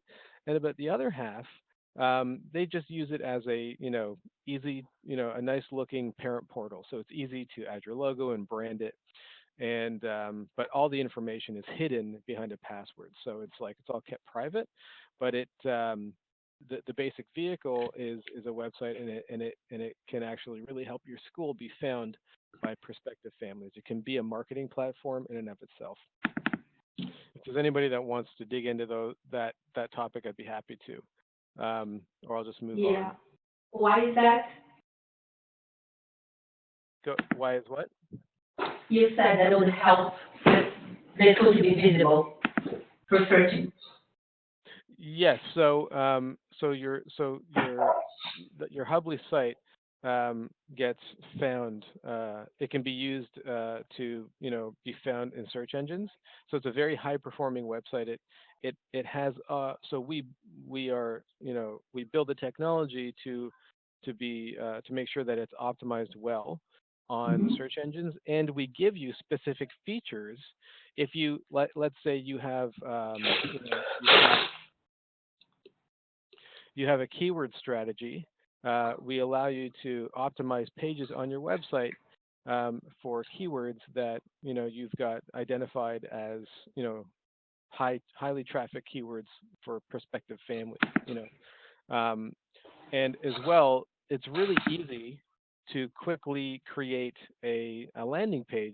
Let's say you want to run Facebook ads. And I'm just gonna ask everybody, if you're not talking, please do make sure that your mic is muted, because I'm hearing keys and other noises, and it's gonna be easier for everyone to hear what I'm saying if you're muted. And if you need to talk, of course, unmute yourself.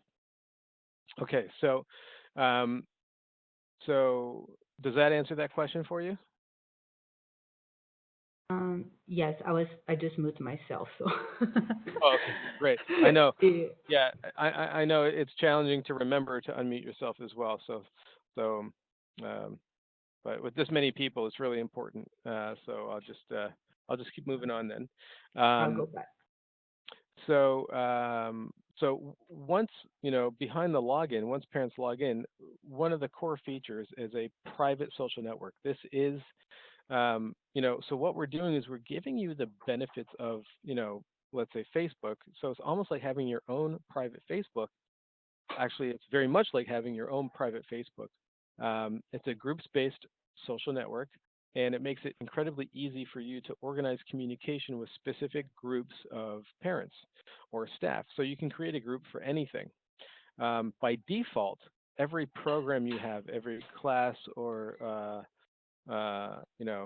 age level that you create, that you enroll children into, will have a group automatically created. Their parents will automatically be in that group, and the teachers will automatically be the admins of that group. So it's like it snaps everything into place.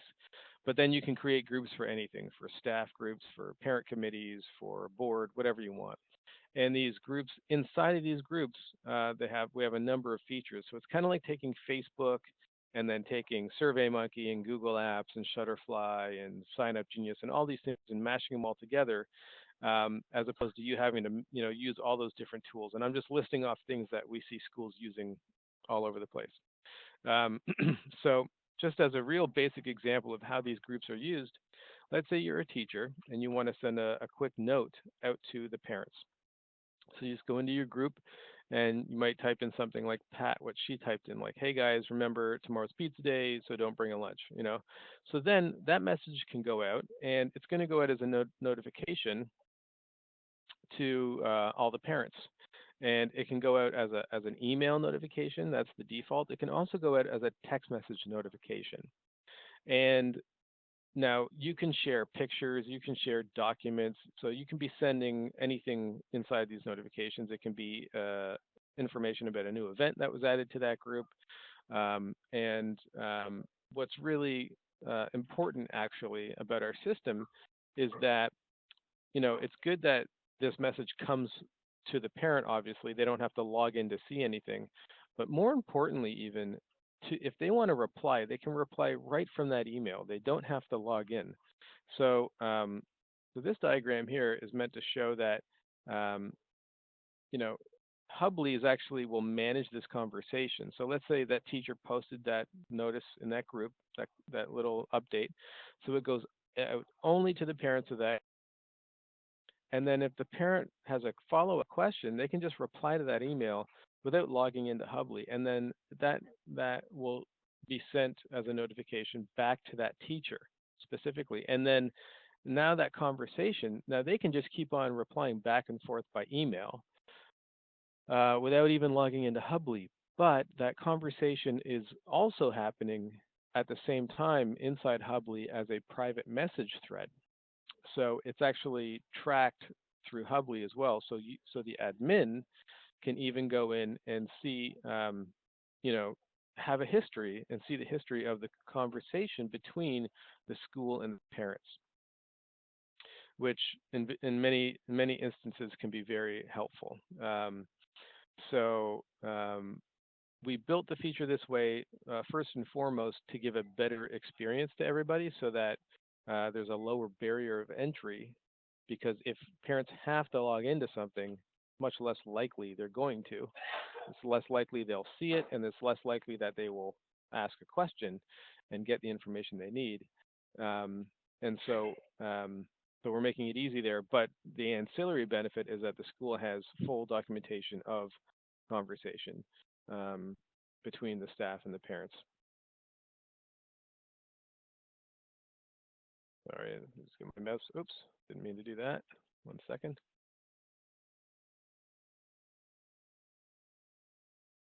Now, another feature inside that group is events. There's a central calendar system where you can create school-wide events, and you can also create group-specific events. And like everything else, this information is automatically filtered for the parents. So if a parent does log in and goes to the school calendar, they're only going to see events that pertain to them. So one way of describing Hubbli is that it's an automated parent information filtration system. We're making it really easy for the school to send only 100% relevant information to the parents. The reason why that's so important is because most schools send a lot of information about everything to everybody. And when schools do that, they are literally training parents to ignore the school.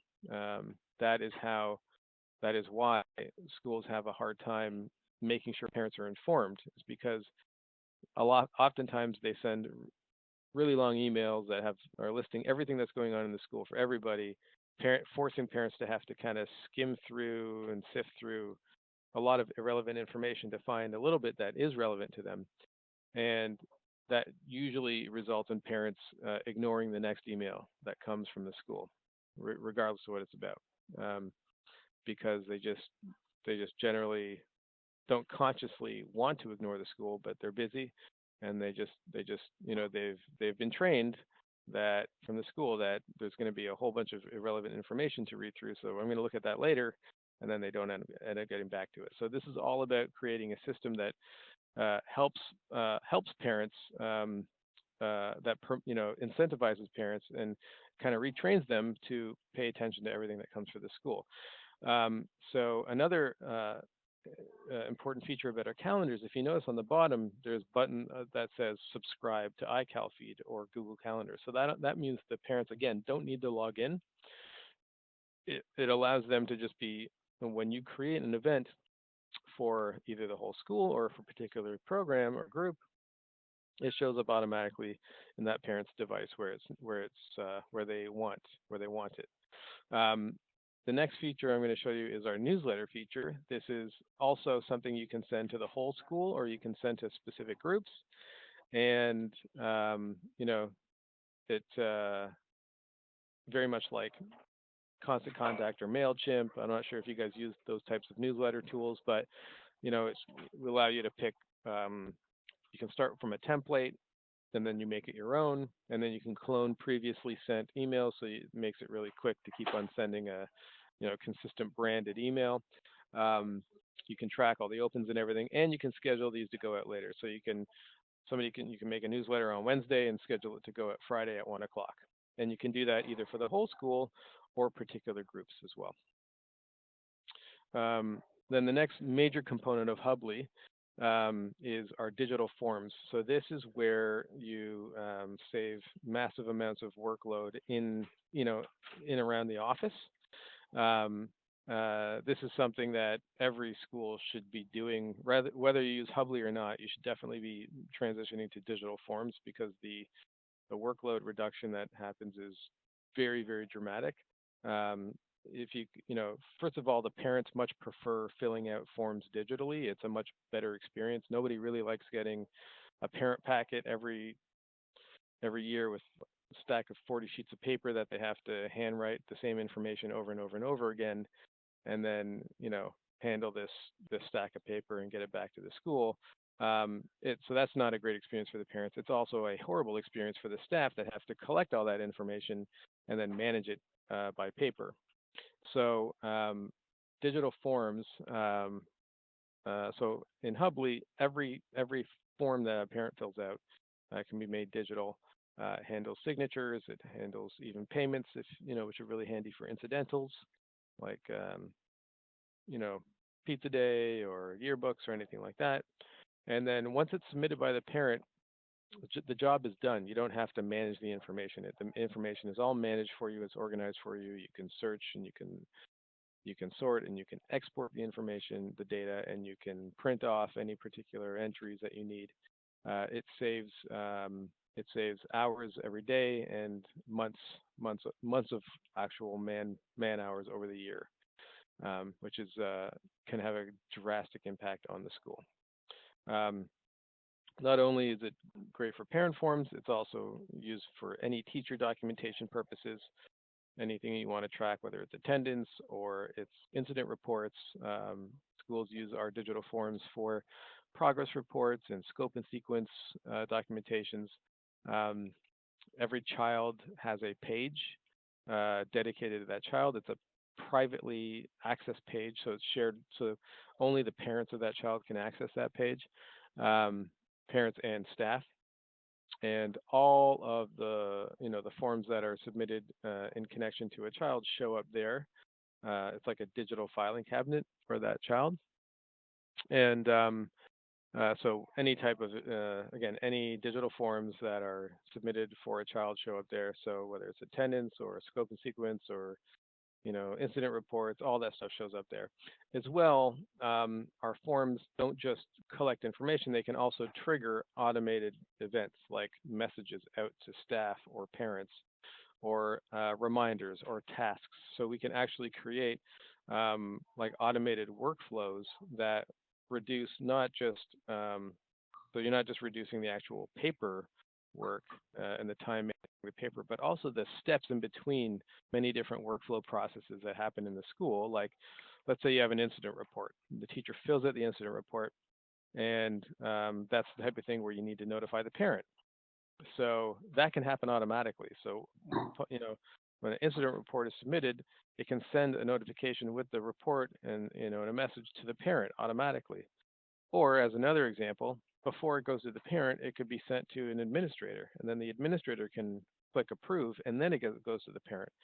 So those are things that, just reduce time. So like all the teacher has to do is tap, tap, tap and fill out the report on either a tablet or a desktop or a phone, and then everything is handled. The system handles all the other steps in between.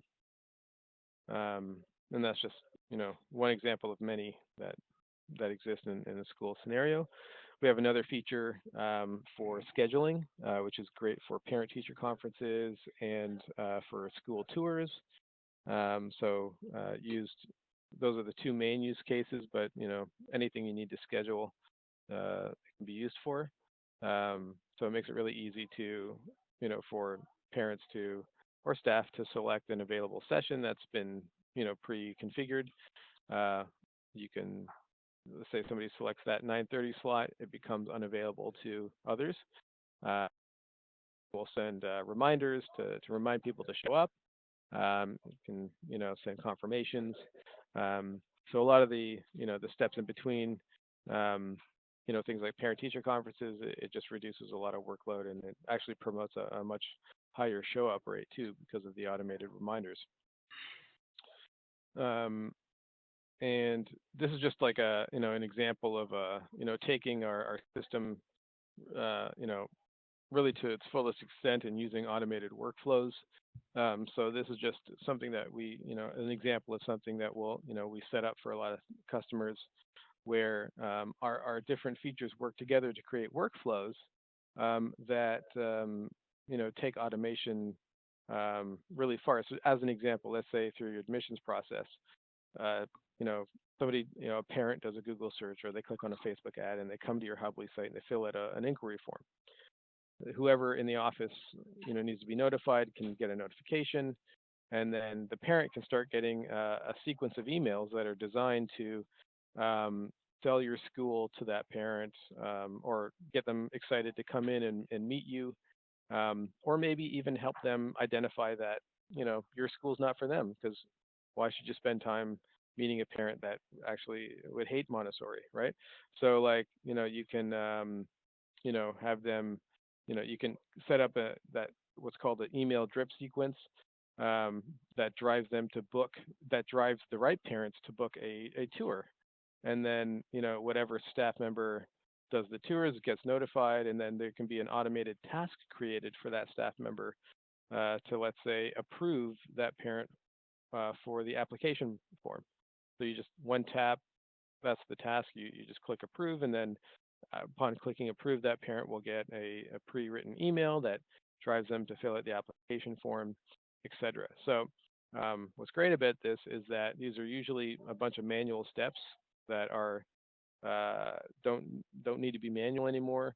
It allows your staff more margin to just focus on the face-to-face, uh, you know, um, those necessary and much more impactful face-to-face meetings with prospective parents, but also making it easier to spend more time with the parents that are more of an ideal fit for your school too. Um, and then also you can always see where everybody is in this process. This is a linear process, so you can go into the workflow and you can see that you never lose track of where a prospective parent is in your admissions process, which also can help keep things flowing. So that is all of that is comes with the Hubbli's Essentials package. The next core feature, so this is the one add-on. This isn't a core feature. This is the one add-on to Hubbli, which is our tuition invoicing system. This is like our newest component, and this allows you to basically manage your tuition through Hubbli, send invoices to the parents, which they can pay online with a credit card or with their bank, their through e-check. They can log in with their banking account. They can also print off the invoice and bring you in a check, which you can also mark against their account. And it's got full reporting, and it also gives the parents a ledger where they can see their balance and see the status of all their different invoices. So those are all the main. That's Hubbli in a nutshell. Beyond that, we're very heavy on support, where you can call us and email us and schedule, pre-schedule support sessions. And we also have a knowledge base where you can go in and see, manuals, step-by-step, instructions on how to use different features. Um, and and now I just want to tell you about our onboarding process. When you decide to go with Hubbli, we really dig in deep here. We try to create a very concierge experience. The bottom line is we want this to feel like a very done for you service. It is a very done for you service. We want you to focus. We want you and your staff to focus on learning Hubbli at the beginning. So we've got training programs that are available to your staff, online videos, and also live one-to-one coaching. And that's all included in the onboarding setup process. And while that's going on, you literally dump everything on us, and our team, our implementation team, sets up your Hubbli site for you. And just so I'm clear, when you first sign up, you've got full access to all the features. You don't have to wait for us to use them. So you can, like, day one, you can make a form, you can send newsletters, you can send notifications to parents, you can do everything that Hubbli does. You can create events, anything you want to do. But usually, in this market, people need some training for new technology. So we have a really great training program. And so while your staff is going through the training program, we're setting up, the Hubbli support team is setting up your database, like uploading your database. If you're using our invoices, we'll migrate everything over. If you want to use Hubbli as your website, we'll migrate your website over. We handle all of that stuff. It's all done for you. And so while you guys are learning Hubbli, we're setting it up. And by the time you're through the training program, it's locked and loaded. It's ready to go. All that said, we've had customers sign up with us, and then the next day they send out their what they were going to send out a paper parent package to all their parents, and instead they launched it with Hubbli the next day. So we can also, advance certain things to accommodate, your schedule, whatever's happening at that time of year. Okay, so I've been talking for a while. I'd love to hear some questions from anybody. Hi, just a quick question since you talk about migrating the website. Is the website also considered add-on, like the tuition? No, that's part of the basic package. Okay. And the tuition add-on, does it cost anything to families? Or is it a choice? No, it doesn't cost anything to the family. It's just something the school pays for. Okay. Let me clarify something. You have the ability to so when we're processing the tuition transactions through credit card or through e-check, there is a transaction fee. Mm-hmm. The e-check fee is 1%, and the credit card processing fee is 2.99%. But you have the option to forward the fee onto the parent's invoice. Mm-hmm. So you're not paying it. So let's say you want to allow your parents to, and you can also choose what payment forms you offer. So you can say they can use credit card, or you can turn credit card off. That's up to you as well. Okay. And so you have a lot of choice on how you want your customers to experience it, your parents. But let's say we've had schools that like parents are really like to use their credit card for tuition because they get a lot of points out of it. But the school doesn't want to pay for the transaction fee, so it gets added to the parents' tuition. My second question regarding the tuition add-on would be, if you would decide to use Hubbli and use that, is there any integration of the information of the collections that could go into our QuickBooks, or will you have to do that manually? So that depends. If you're using QuickBooks Online, there is a way to integrate it. But you can always export any data from Hubbli into CSV.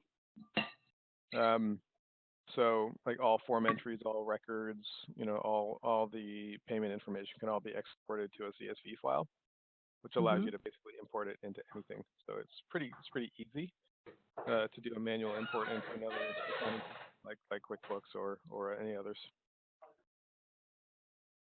Okay, thank you. You're welcome. Any other questions? Hi, this is Caroline speaking. I have a number of questions, and they're kind of like nitty-gritty questions that may be boring to everyone, but I'm sort of like the main communications person at the school, and so I will be the one probably who will be doing a lot of work with whatever parent portal we use. And I have a number of questions about some of the functionalities of your various features. Okay. I was wondering, I have like a whole list, but I had a question when we were looking at the calendar. When on our end we put dates in for the calendar, are we able to just have it subscribed to a Google Calendar that we use internally, or do we have to manually input all the dates? No, you can actually push into it. Okay, great. From Google, okay, that's great. I have a question about whether you have a parent. I saw that you were using like an appointment feature for parent-teacher conferences. Yeah.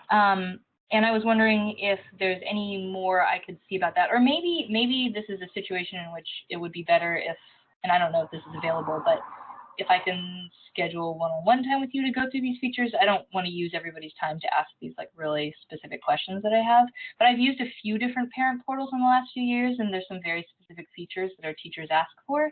And so I would be hesitant to move into a new system and lose those features that we've kind of like talked about for a while and I've kind of ironed out in other situations. So yeah, I wanted to kind of know a little bit more about that. Are there any other slides you have about this feature, or could you tell me a little more about how it works? Is it basically just we set up time slots and people just sign up for a time and that's it?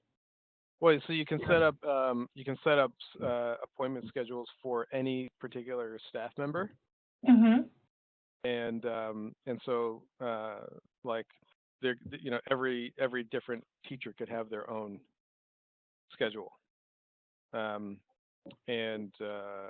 each one can be different. One of our toilets is acting weird again. Sorry, someone just walked into the office. No problem. Yes. Sorry, continue. Okay, so every specific teacher can have their own schedule of any appointment length that we decide. Okay, right. Okay. I have a question about event signups. Or do you guys have like a sign up feature that would make it possible for people to sign up for after school classes? Is that?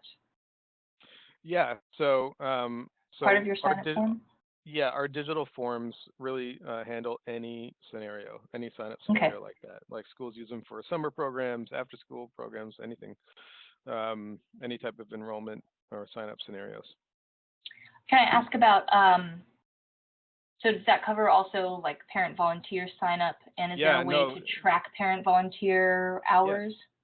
Yes. Yeah, exactly. Okay. So that's a very common use case where they'll create a list of either time slots or actual like activities that they need people to sign up for, or maybe like a list of things they need people to bring. So please choose something that you want to bring, type of thing. And then you can limit, each one of those options can be limited to 1 or 2 or whatever you want. And then the like the hour tracking, like it doesn't have like an hour tracking feature specifically, but you can identify, it's very flexible in that you can create session like hours, like very much like what we're looking at here. The truth is, like, sometimes schools in different scenarios opt to use our forms rather than this scheduling feature for scheduling purposes, because they'll just create a bunch of sessions,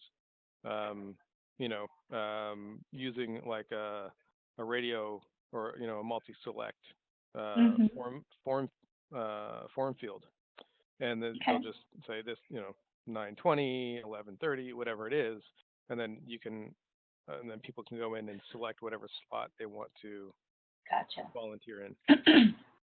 Okay. And you've got a record for everybody and what they did. Great. I have one more question. I'm not sure that it's relevant to exactly how your features work, but one issue that we sometimes have in our current portal is that if we create an event or a post in this current portal that we use, when we go back to edit that post, there are only certain functions that can be added after it's posted and made public. So in the sort of Facebook feed style, I'm curious if this is the same for you. Like, for example, an event or RSVP can't be added on after the fact. Like maybe it was just going to be a notification that this event was happening, but all of a sudden, like 10 minutes later, you're like, oh crap, I meant to make that like an RSVP feature or whatever. Is that something that can be done after the fact in your post, or would I have to post again? Sorry, these are like super specific questions that I have about switching over to another. Yeah, that one I'm not sure about, to be totally honest. That is a very specific question, but yeah, I'm not sure. Okay. Let's see. I don't want to monopolize the time here, so I'll take a break in case someone else wants to ask some questions. Okay. Thank you for your answers. Yeah. You're welcome. I have some questions, if you don't mind. Great. This is Serena. Katie didn't actually introduce me. I'm another board member, parent. It's okay. So I actually have a question back to that slide where you're kind of showing the workflow for admissions. Where basically I'm kind of curious, is the school ever sort of responsible for entering the family information, or is it kind of like the parent does it and then it flows through later? So you don't really show us what happens.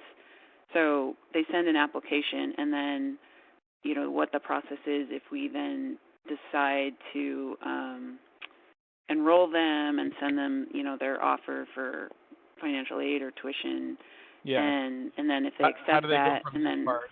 Yeah. how do they go from like a prospective family to a Yeah. current family, and who's entering that information along the way?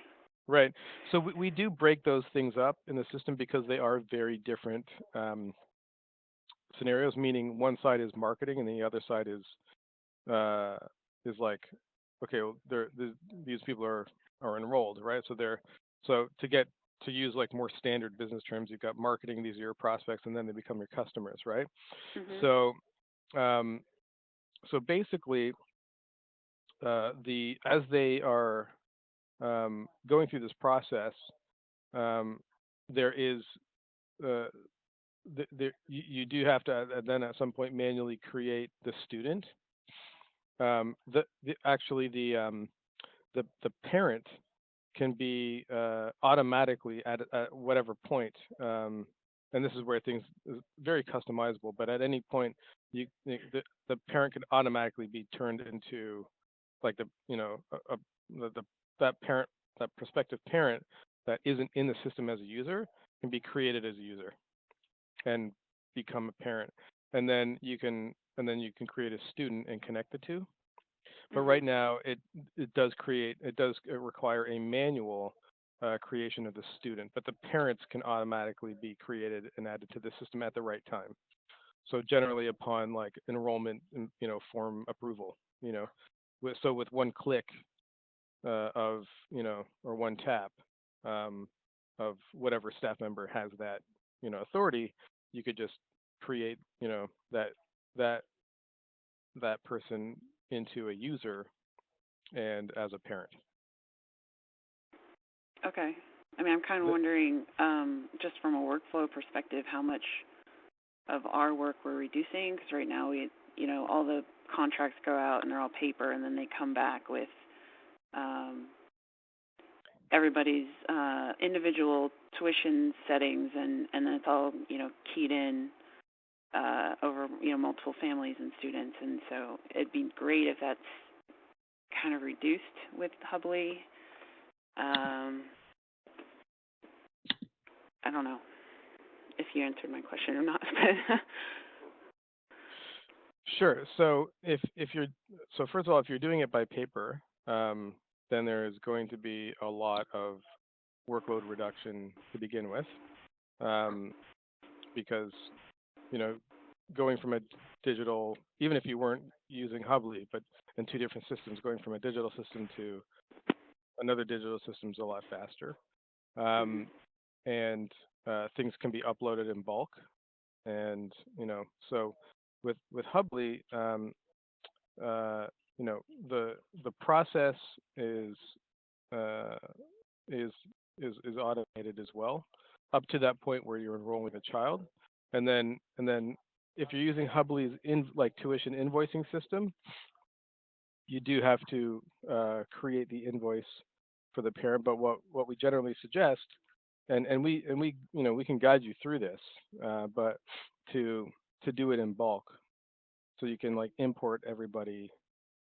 So there's no individual typing of every, or manually creating every invoice or anything. You can actually do it all with one, in one instance. Mm-hmm. Okay.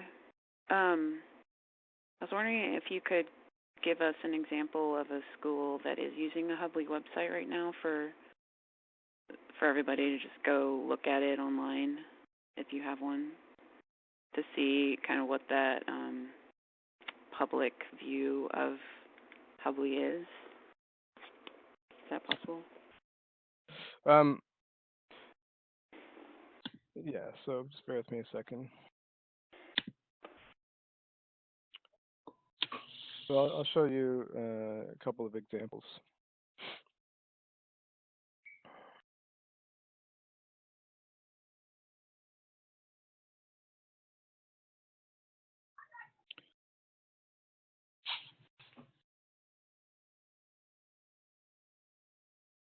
So I'm doing a Google search for Montessori school in Palo Alto. Mm-hmm.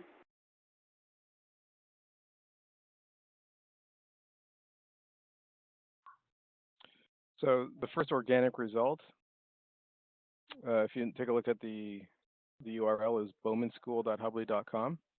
So this is the Bowman School that's using Hubbli. Okay. Do we have to have Hubbli in our URL?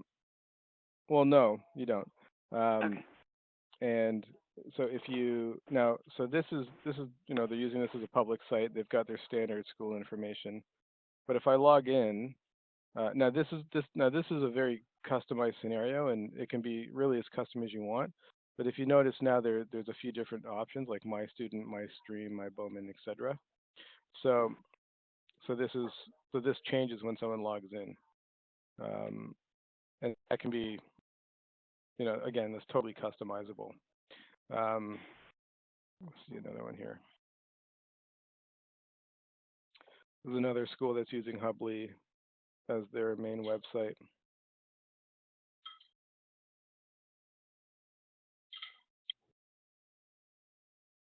And let's see. There's another one. So in terms of setting up the website, is that included in our setup fees? Yes. Yep, it is. So from day one, you get so the website, like all the features are already there. Like, so you would log in and you have like administrative access, and it's just like basically a blank template.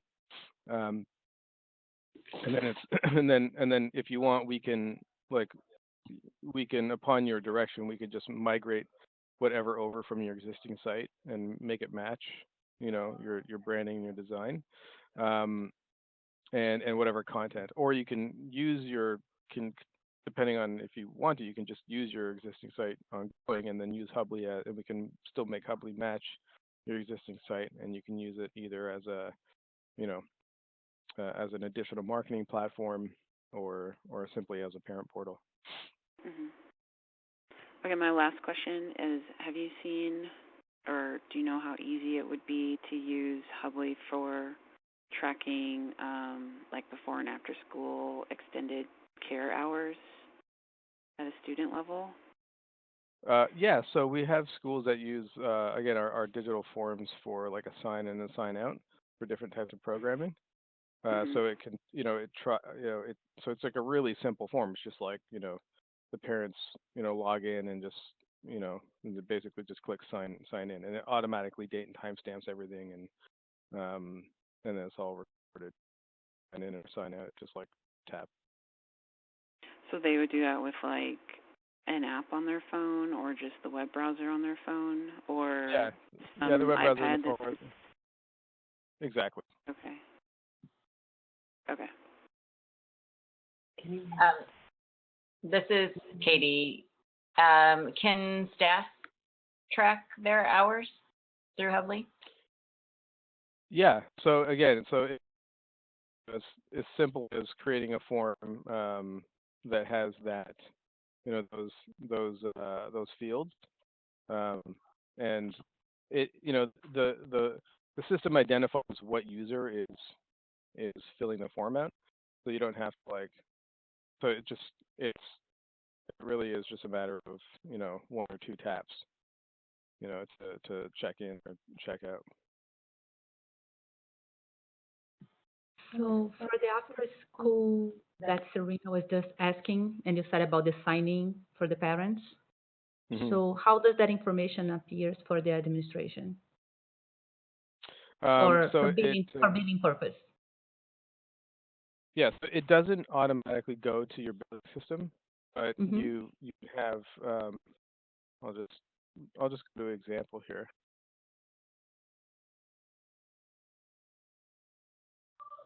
I have, these are just a bunch of example forms.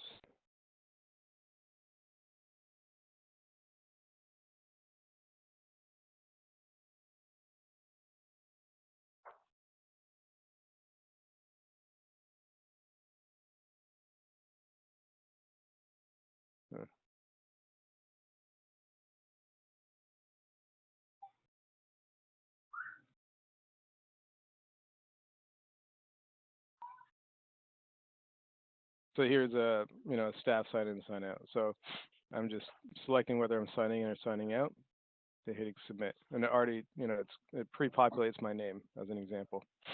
Okay. And then the information on that form, let's see here. So I'll fill that out a couple times here.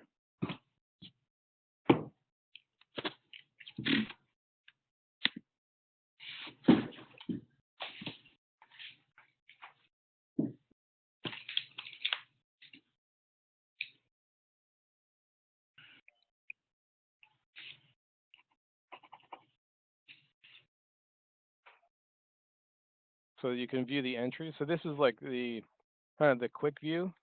So anybody can see what they've submitted, right? Mm-hmm.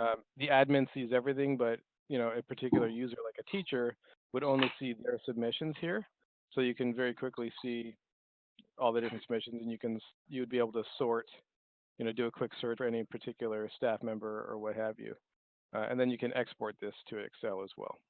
Okay, so you can export. Okay.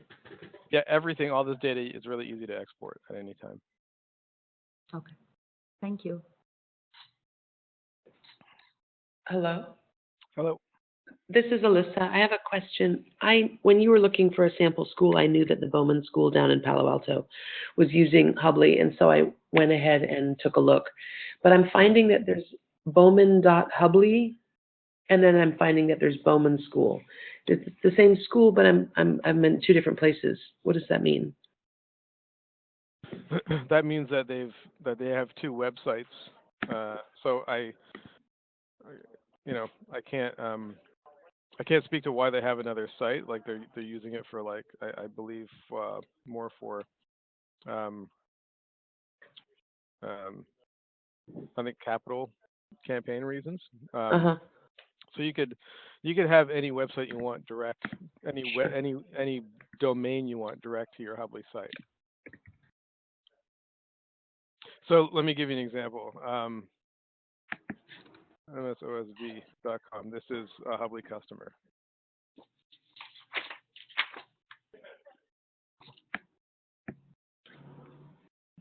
Okay.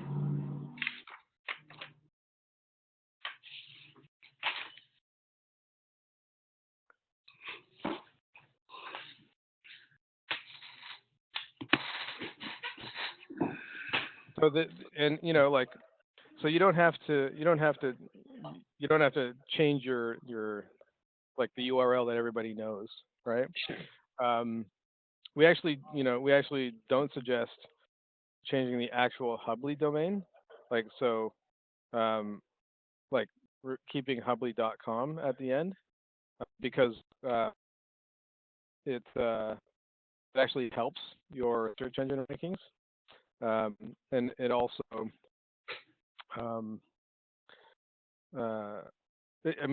meaning, like, as long as people know, let's say type in the URL that they know, or they click on a link from an ad or something like that. Once they get to the site, like nobody even looks on an address bar once they've got to the place. I mean, So as you navigate through. So then the Bowman.Hubbli.com is a subset of you, and the BowmanSchool.org is still only them. Yes, that's got nothing to do with Hubbli. Okay. But they could have They have links on their site, so they have like apply or log in on their main site, and then it just redirects to the Hubbli site. So they're using their main site as their marketing site, but then using the Hubbli functionality. As like the parent portal? Yeah, as the parent portal, once people say, I want to apply. Okay, then that's the distinction. Thank you. That's probably what we would want to do. Yeah, and Okay. that's certainly one of the options. That the it's not necessary, but if it's well, for whatever reason that's what they've decided to do. Sure. Okay. Thank you. You're welcome. Can I ask a question on behalf of Shauna real quick? So Shauna is the director at our preschool, and our preschool in California, as you probably know, there are a lot of particular laws, and one of them is that everyday parents need to sign their child into school and sign them out with a signature. And we're wondering if one of your forms includes a space where a digital signature could be recorded, like if we have a tablet at our sign-in spot outside of our gate, if there's a form that could collect those signatures every day. Is that an option? Yeah, so there is a signature field option on the forms. I think I have one on. I'll just show you one live here. Okay, great. This one. I think this one has one. Yeah, so they can sign this on. I mean, I just did that on my MacBook Pro, but you can do it on any tablet or phone. Okay, and would it be possible? Is it a situation where we would have to set up a new form every day for every user? No, or no. It would be the same so form. Yeah. Okay, yeah. So that signature box is just a thing that can be dragged into a form when you're making it, like Exactly. Yeah. So a content block or whatever. Exactly. So the form builder is really easy to use, and I just want you to know through the onboarding process, we'll set up all your forms for you. Cool. It's really easy for you to do it yourself. We just when a school transitions into a system like this, we've just come to learn that you should focus on the learning curve of the new system as opposed to also setting everything up at the same time. So for a transition, to learn how to do this yourself, it's really easy. But because so many forms and everything to transition as it's just part of our onboarding service, we set it up for you. Okay, great. All right, I think that answers my question.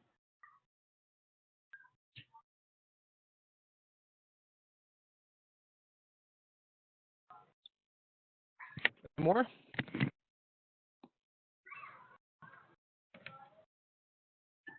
This is Katie. My dog might bark in the background, so sorry.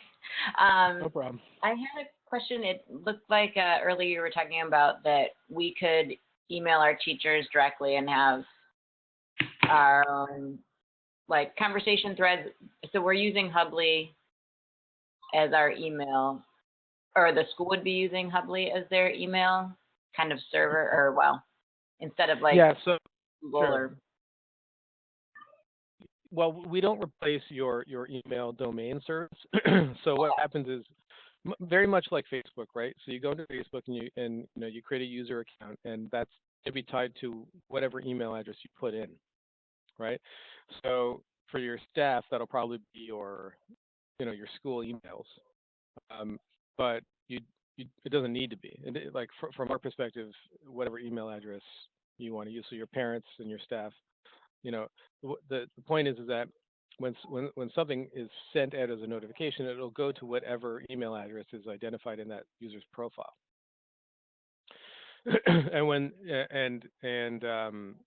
So let's say you want to.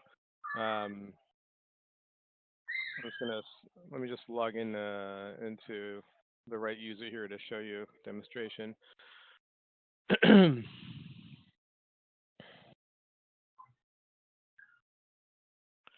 So let's say I want to send a message to.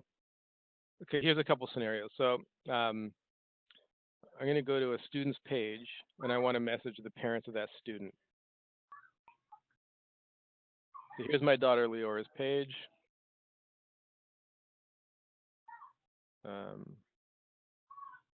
Isn't she cute? Okay. And sorry, it's just when we do these screen shares, these pages load very slowly. So I'm just going to click this button to message the parents of this child, and I can CC any other staff members that I need to, send a message here, and they'll get So here I'll actually send a message like blah blah blah blah blah blah blah blah blah blah blah. Send. So this is now sending a message to whatever parents are connected to that child.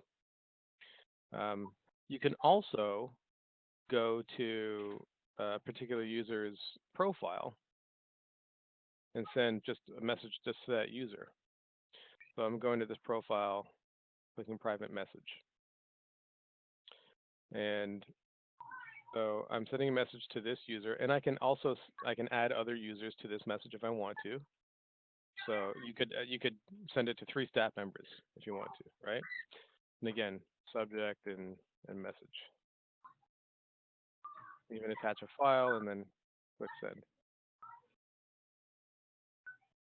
Now, let me just open up my email. I'll just show you.